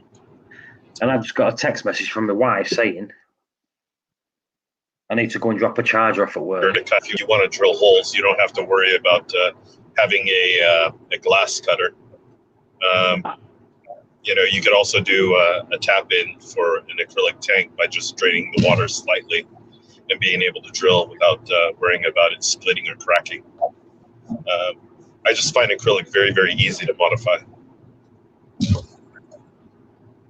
That's one good way of thinking of it, isn't it? I mean, as a grower, that's one of the things that we want is I want to call it the flexibility to be able to repipe over and over again, depending on the configuration that we're running. You know what I'm saying, Paul? Whereas glass, Yeah. you have to drain it all the way down. You have to take everything out. You can't do it on the spot. You have to worry about cracking. You have to make sure that that your angle is perfect, 90 degrees. Whereas acrylic's a little bit more forgiving. Doesn't crack as easily. Someone wrote a question here. Will corals grow really fast under 250 par compared to higher par? Doesn't work like that. Do you know what I mean? It really doesn't work like that. That's where a lot of people get things wrong. They concentrate too much on the high numbers. It doesn't work like that. Hello, CJ. I mean, that's once again one of the components. Hey, CJ. Yeah, it's one of the components of growth. And that's only one facet and one factor. You know, kind of like what Nick and I were talking about earlier. Lighting is a big part of, I want to say, the big four, right? You have lighting, you have oxygenation. Oxygenation, which I'm, looping into what you guys would call flow, but I call it oxygenation or gas exchange. And then you have your vitamins and you have your minerals. So all your supplementation as well. So based on your nutrient levels, once again, you need PO4, you need phosphates in order to calcify. And a lot of people drive their phosphates all the way down to zero with GFO, that they're not getting any calcification at all. So if you want it to grow, you have to have high nutrients and high NO3 and high PO4 in the correct ratio, what we call the Redfield ratio. So I always try to keep my PO4 above zero, and I try to keep my nitrates at least 10 times higher than that. So it's a 10 to 1 ratio in my book. There's a really interesting actually a talk that again Dana Riddle gave. Dana Riddle's kind of like my go-to man for lighting, and I can't remember which show it was. It could have been a Macna show a few years ago, but it's still available on YouTube. I'll try and find the link for it. But basically what Dana did was he drew a graph on a piece of paper, and he was explaining about the absorption rate with coral. And basically he was saying that you get a certain point, I don't know, let's make a number up, say it's 200 par, okay, as an example. Say the optimum absorption rate versus light provision is 200 par, okay? What he was saying was basically if you gave the coral 150 par, and if you gave it, I don't know, 350 par, because of the latency absorption rate of the coral, you weren't getting any benefit. The coral wasn't able to use the 350 par, and actually it dropped off. It actually, imposed on its ability to absorb. So if you were giving it too much light, even though the number was higher, you were only getting the same absorbency rate of coral as if you were giving it 150. So all you were doing basically was burning kilowatts of light, of electricity for no benefit. So sometimes chasing those high numbers, oh wow, look, I'm getting 350 par, I'm getting 400 par. You're not getting anything for your money. In fact, you actually can be hindering the coral. And again, this is more understanding that's just not talked about, Yeah, correct. But then you're talking about growth versus coloration. Yeah, but you can't get either if the coral's not absorbing it, right? It's like the analogy I use. I was in filtration the other day, and I was speaking to Mick about his corals because he was on about getting some more lighting, some T5s or some XHOs for the tank, for the coral bay. And the way I explained it to him was, if you think about it this way, if I stand there and you stand 10 yards away from me and I throw you a tennis ball, one every 5 seconds, okay, you're going to have time to take that tennis ball. Yeah, how many can you catch? How many can you hold? Now, if I throw one tennis ball at you every 5 seconds, you've got time to start stuffing your pockets full of tennis balls, rearranging them in your arms to be able to hold more and more and more in time for me to throw the next one, right? Now, imagine I start throwing a tennis ball at you 2 per second. I'm throwing a lot more tennis balls at you, but what you're going to do now, you're going to drop half of them every 5 seconds because you can't keep up. So what you're going to end up with is less tennis balls in your arms because you can't deal with the rate at which they're being thrown. So although you're getting more tennis balls thrown at you per minute, does that mean it's going to be any good to you? No, because you're not going to be able to hold them all. In fact, because they're moving so fast, it means that you're dropping half the ones that you did catch. So you end up with a less amount overall, if that makes sense. That's the analogy I try and use to explain it. But sometimes, depending on the intensity too, you get better coloration underneath higher power, though, because and it depends on the spectrum. Once again, it does come down to the spectral intensities as well as the spectral composition of the light. So you have to have the right energy and the energy patterning to be able to develop those colors. So even though you might not be growing, kind of like utilizing the 18 and 20K Iwasaki's and the Yoshios way back in the day for the metal halide, the bluer the light, the more, the more color you got, but the less growth rate. So there's a trade-off on growth versus coloration. And it's typically inverse. But then again, because with the blue light, you're not providing as much par in retrospect, because with the par you're talking yellow green spectrum, aren't you? You're giving more probably per. Correct, but I mean, over here at Elegant, we do use 6700K, 6500K. We also utilize daylight white, which is about 5000K for our white spectrum, and we get better coloration, more reds, more pinks, etc. on the tips than a lot of these other coral growers do. And we have deeper, richer color, like more maroons, more purples, more I want to call it a better it's more or less a better color representation in the coral, at higher intensities but broad spectrum. Does that make sense? And what lighting format are you using? I guarantee you're using halides, T5s with XHO blues, right? Yep, we're also utilizing T5 and the XHOs. See, what I find most interesting is, like, even BRS TV, when I looked at the Orphec review they did, they said that the Orphec Atlantic V4 had the closest rendition compared to T5 than they've seen across any other LED lighting fixture, and that included AIs and Radians, right? So the Orphec was producing a light similar to T5s than they've ever seen before. So even BRS TV, we're using T5 as the reference, as close to T5 as we can get. And that's why I'm still bewildered why more reefers aren't using T5s with LED supplementation, why they're going all out LEDs. For me, it just doesn't make sense, because I watch YouTubers talking about, well, I'm doing this because this is going to give me the best this, and this is going to give me the best this. And I watch a dozen YouTube videos of YouTube reefers saying that.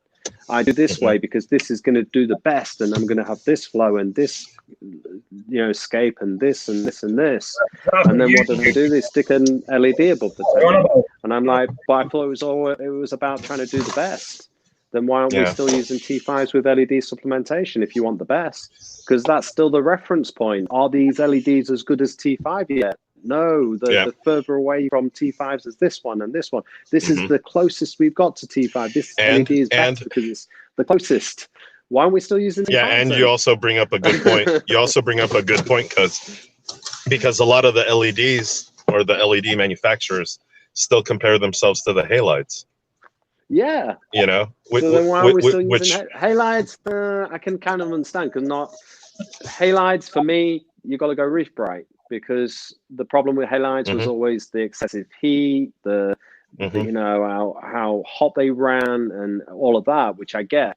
And the Reef Brights manage that, right? I mean, God, oh my God, when like digital, I first saw my first Reef by halide and I could put my hand on the fixture without burning myself, that was like, oh my God. Because I remember the scolds I used to get on my elbow when I was trying to put a new coral in and touching the bottom of the halide, and you know, with those halides, and the bulb changes and all that, and I kind of get that, but with the Reef Brights available and then T5s available, it's my favorite lighting. I mean, I've got 3 units of T5s sat waiting for my coral base to go in. They're already purchased for my coral base. I mean, I know all the suppliers. I distributed Kessels and Orfex, so I know they're available to me. So why haven't I got those in already?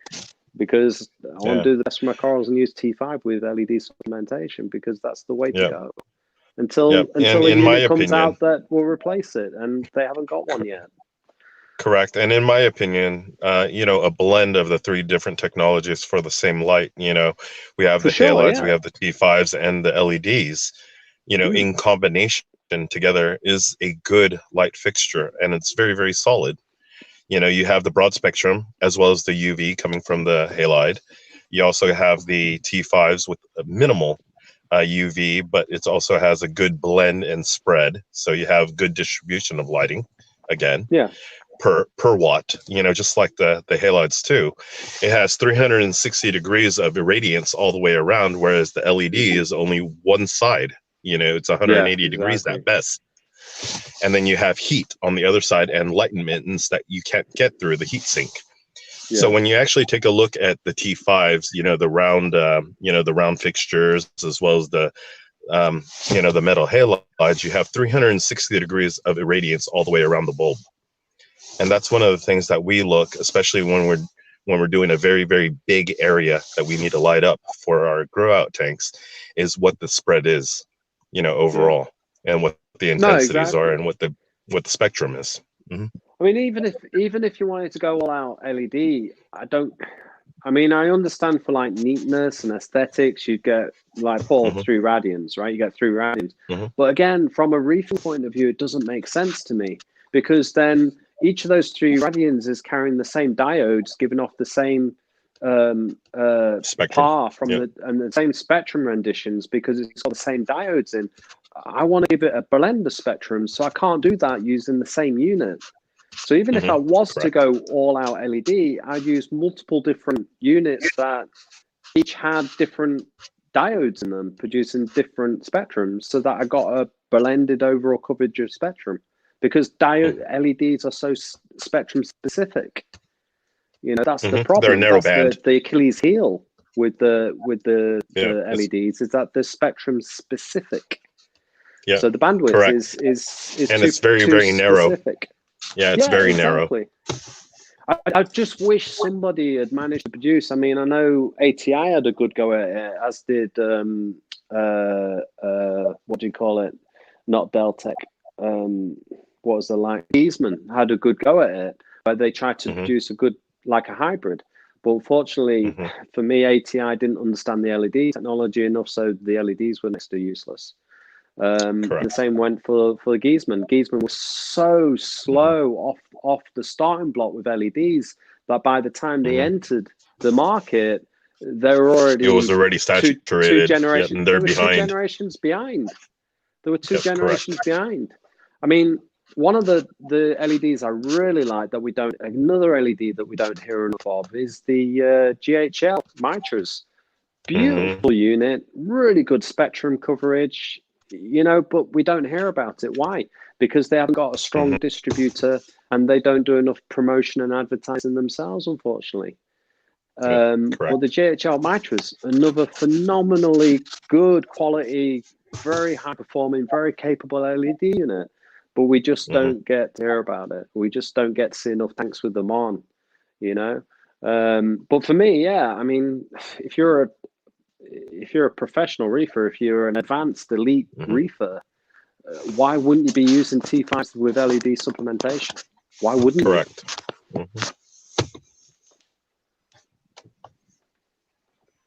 Yep. Nope. Totally agree with that. CJ saying he's going to go with T5s than LEDs. Yeah, do it, CJ. You will not look back. I promise you. It still cannot be beaten. It still cannot be beaten yet. Yeah. I'd love to have a conversation with any of the lighting companies for them to explain to me why their LEDs will outperform T5s and LED supplementation. I don't think they can.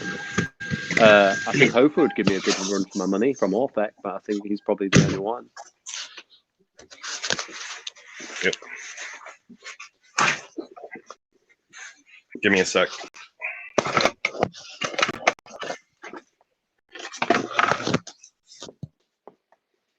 You broke, CJ, from buying all your corals and resetting up again. Hey man, I've been enjoying your live streams. I'm glad that I've been able to catch them as often as I have. So yeah, I thought the last one that you did was really good. Like your podcast thing, was it pre-recorded? The last one I watched, yeah, it was good. I enjoyed it. I'm not too sure about you were talking about placing the corals and the blues though. Is it not difficult to see what you're doing? Because it seems dark when you're doing it. That's the only thing. Are you on the road, Paul? Oh, you're out back? Okay. So I was wondering, like, you were saying, switch the lights onto blues and then put your glasses on and then put the corals where you want them because of how they glow. And I was just wondering why you didn't just use, like, put your corals down, put them onto blue so you can see what they look like, decide where you want to put them, and then turn your whites back on and then put them there, you know? So that was the only thing I was thinking when you were doing it. It must be hard to do it. Right, I've got an idea.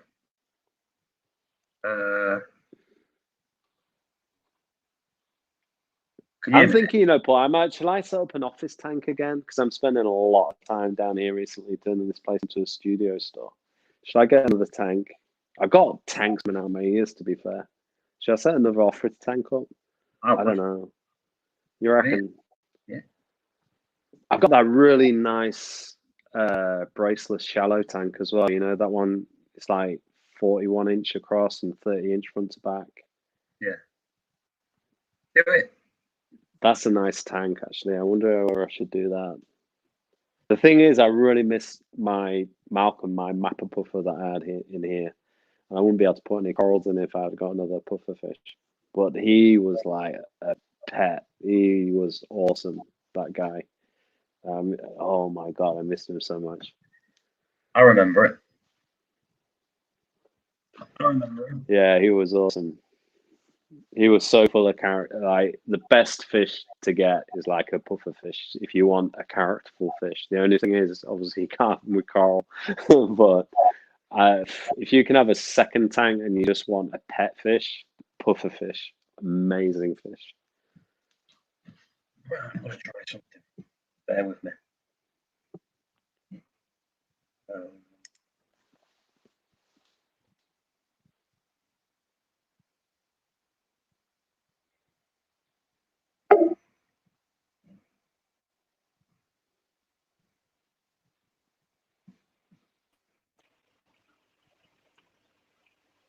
High-end aquaporas.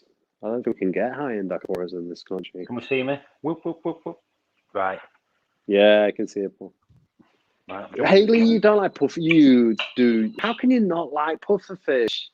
Nobody. You can't not like puffer fish. They're so cute. Right, I'm going to jump in the car. You lie. I don't like puffer fish. Can you hear me? Yeah.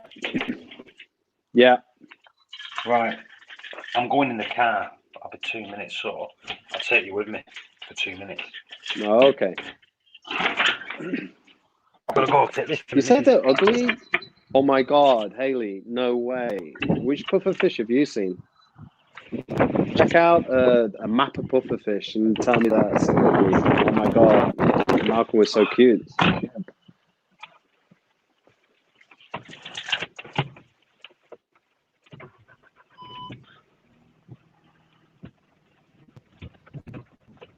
hopefully. I need the link, CJ. Let me. If you give him that link, he won't. Pause leaving. I don't think he might not be able. If you give him the link, I got it. give him the link. I'll just nip back to my house and add him to it. Yeah, let me try and do that.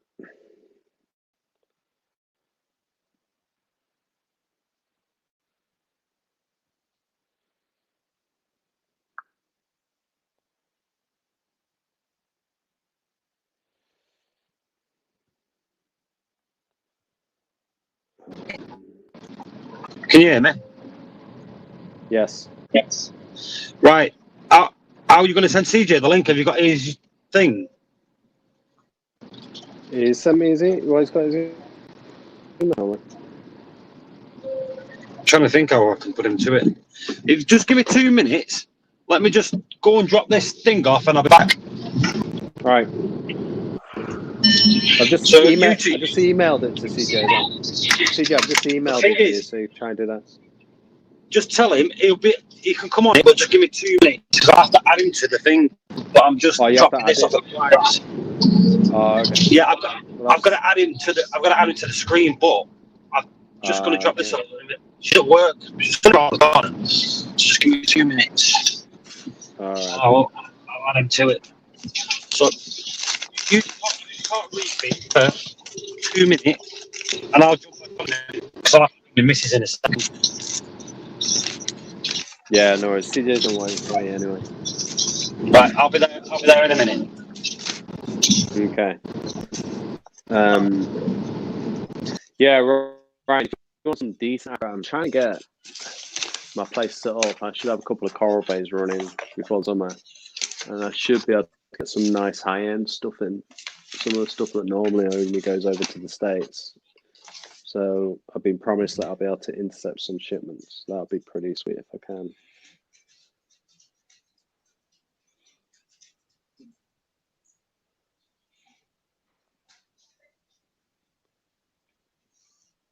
Oh, a puffer, a mapper puffer.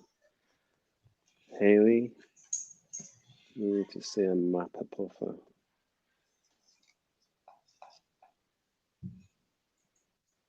You want a new time? Well, come and see me then, Ryan. Give me a call tomorrow.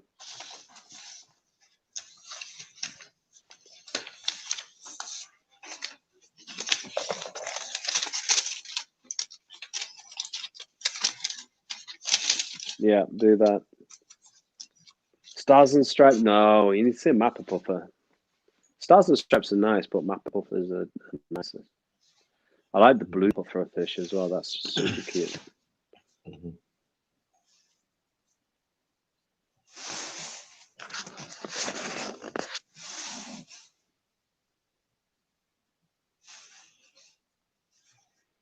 Haley, have you started hitting the body yet? Or are you past that already?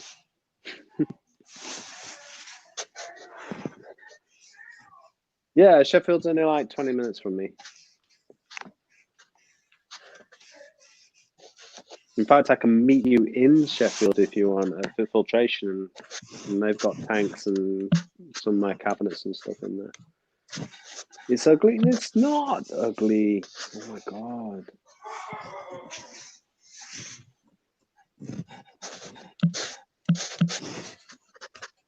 You know the fish that I started reefing, got into reefing for, the emperor angelfish.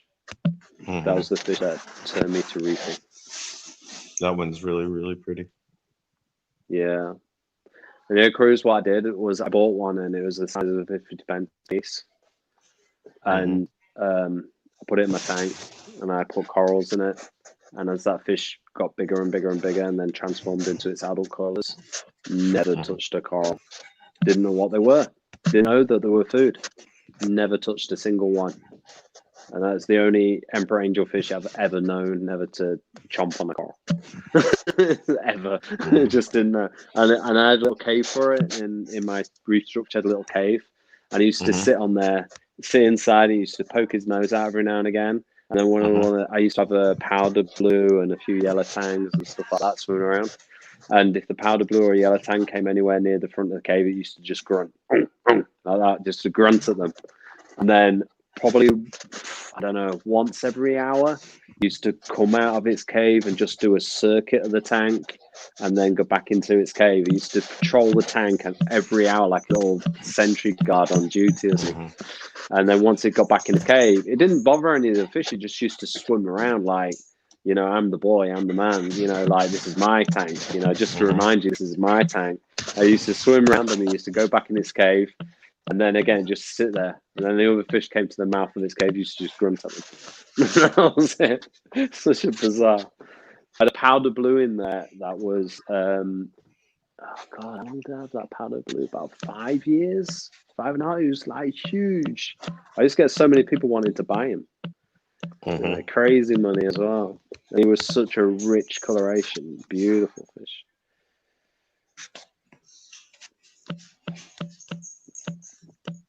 Yeah, it was a long time ago. Yeah, you too, Ryan. It'd be good to meet all of you, buddy. Just be careful though, because I can sell Santa Arabs, so you'll be walking out the door with empty pockets if you're not careful. Oh, you need some of this, Ryan. You need some of that.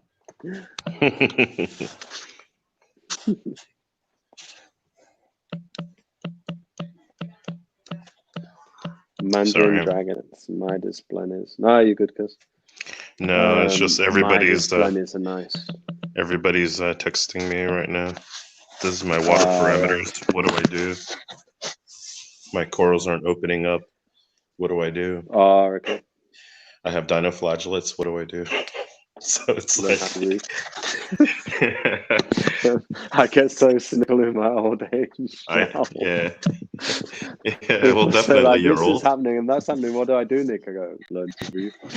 Like, know what you're doing before you start. Yeah.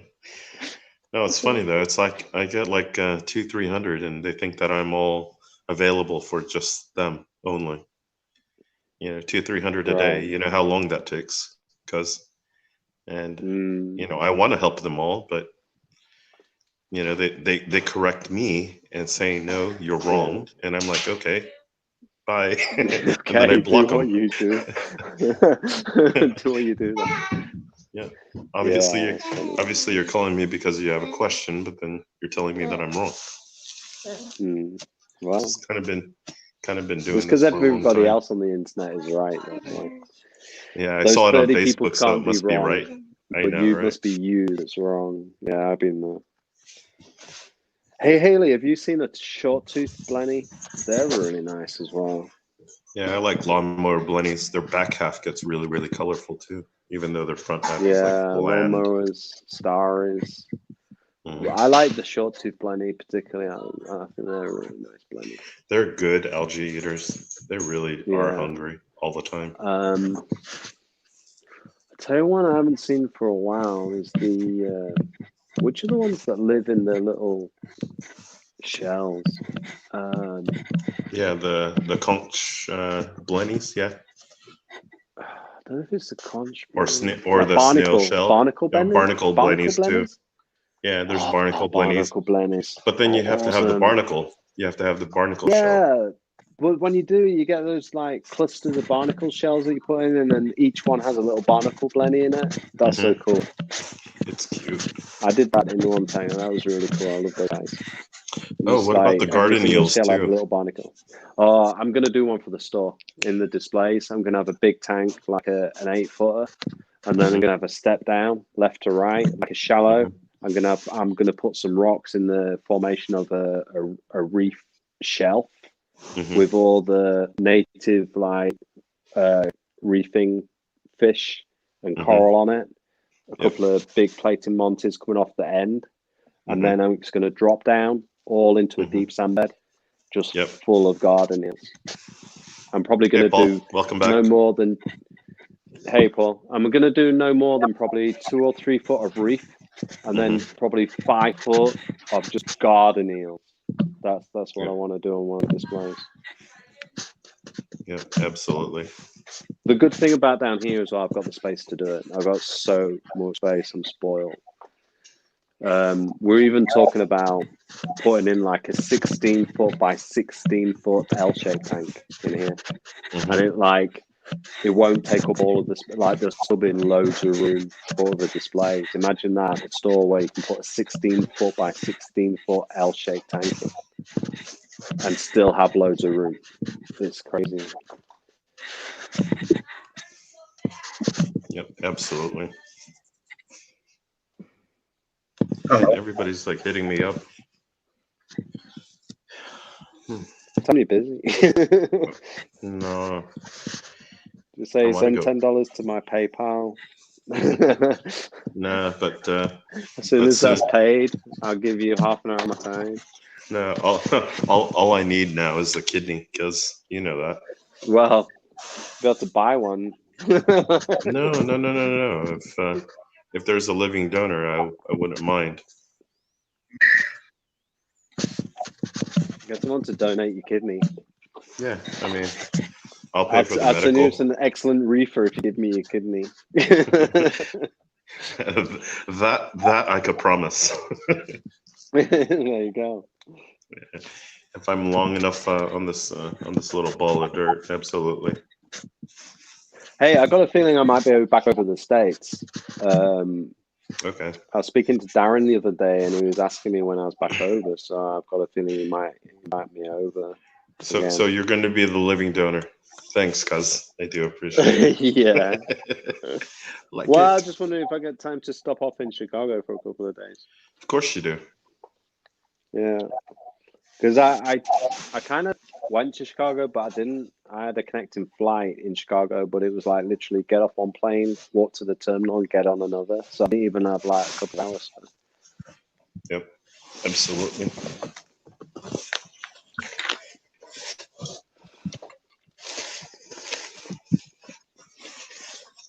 Did you get CJ on, Paul? oh, did you send him the link? I sent it via email, but I don't know if CJ got it. Is he still on? Well, CJ, if you're there, go and check.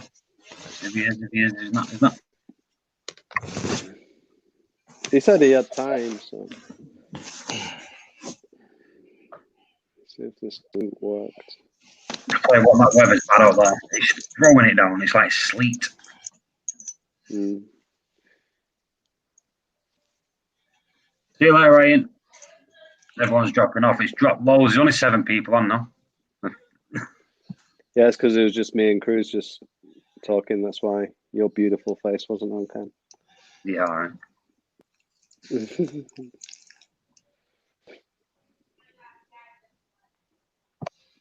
Yeah. So how are Take you it doing, easy, Paul? Ryan. Give me a call tomorrow, but we'll design you a beautiful new tank system. Say that again. Oh, Ryan. Yeah, right. Yeah. Yeah, no worries, Ryan. No offense So to Haley, you. you want a group of barnacle blends? Yeah, that's why I had. It's a barnacle. I had about, I think it was 5 or 6 barnacle blends, and the barnacle was really sweet.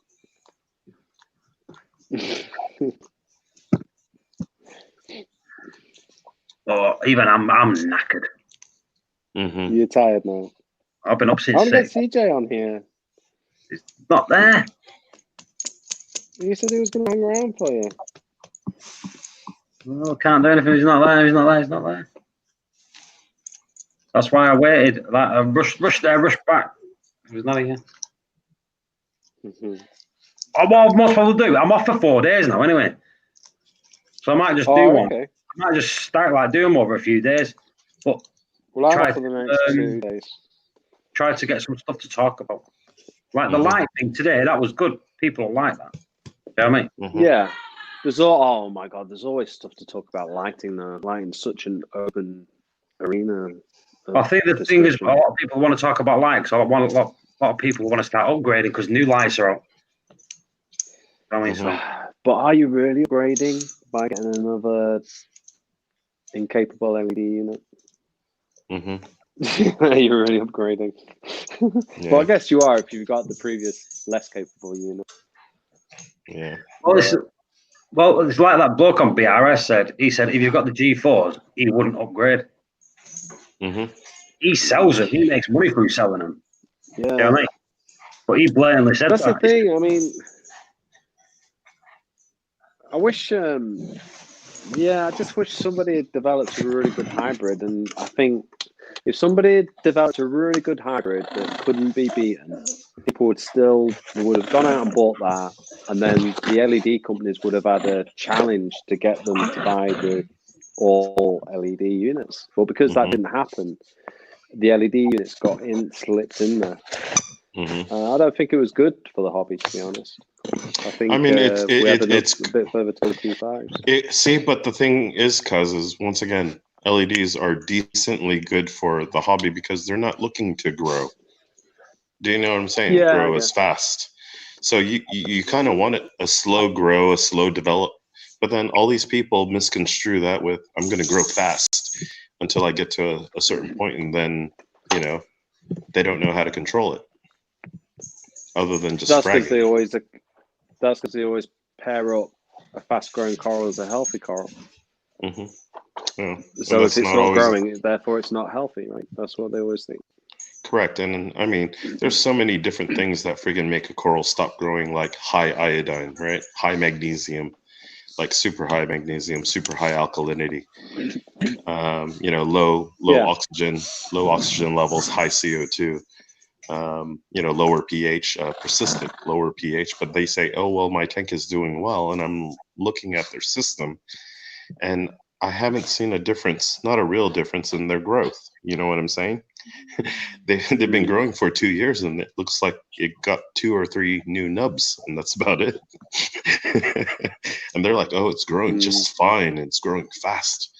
And I'm looking at it and I'm looking at how I grow, and I grow branches, over, branches and colonies over years.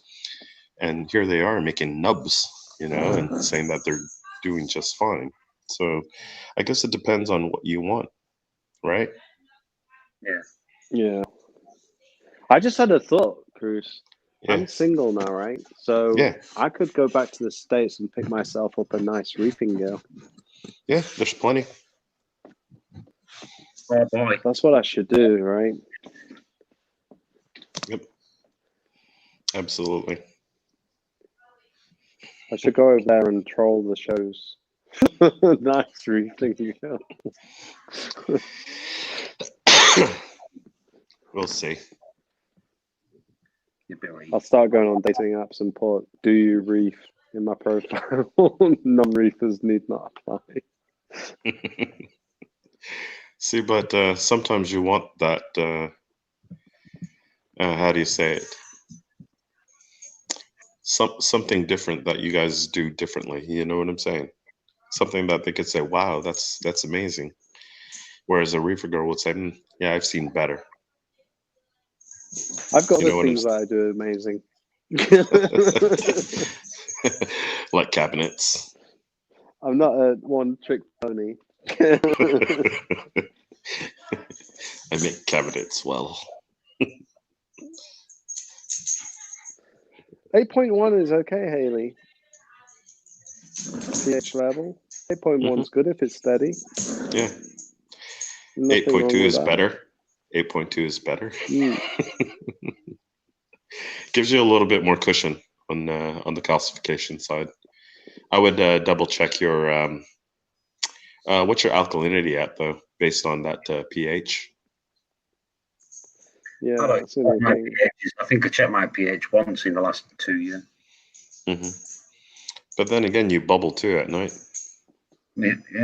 It just stays around 8. Yeah. So I mean, what's Haley's DKH? What's her DKH running? Don't know yet. What's she writes it? 8.6. Okay. Is she bubbling? Fresh air to the skimmer, fresh air to the pump. She's going to do that. She mentioned it before that she's going to get a pipe to the outside. Okay. I need to start visiting that group N cruise, the one that used the what was it called, the ozonator with the potatoes and the hydroperoxide. Gizmo. Boy. Oh.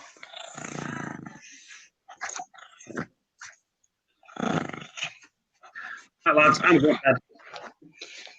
All right. Yeah, it's that time. It's like nearly 1 in the morning.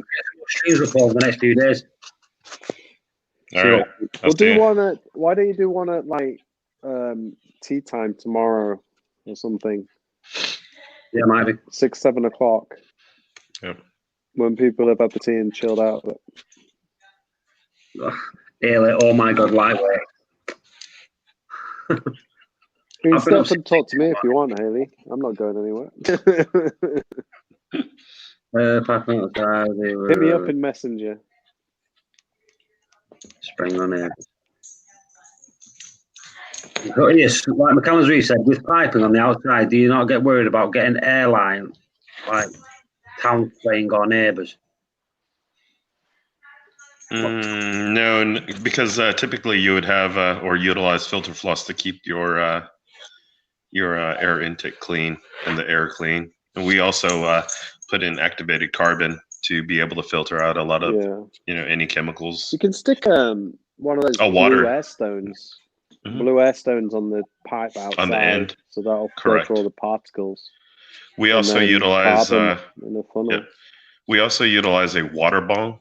Basically it sucks in air, it goes through the water, and then you put activated carbon inside the water, like the BRS reactor, and be able to draw air into the water through the carbon and then into the house.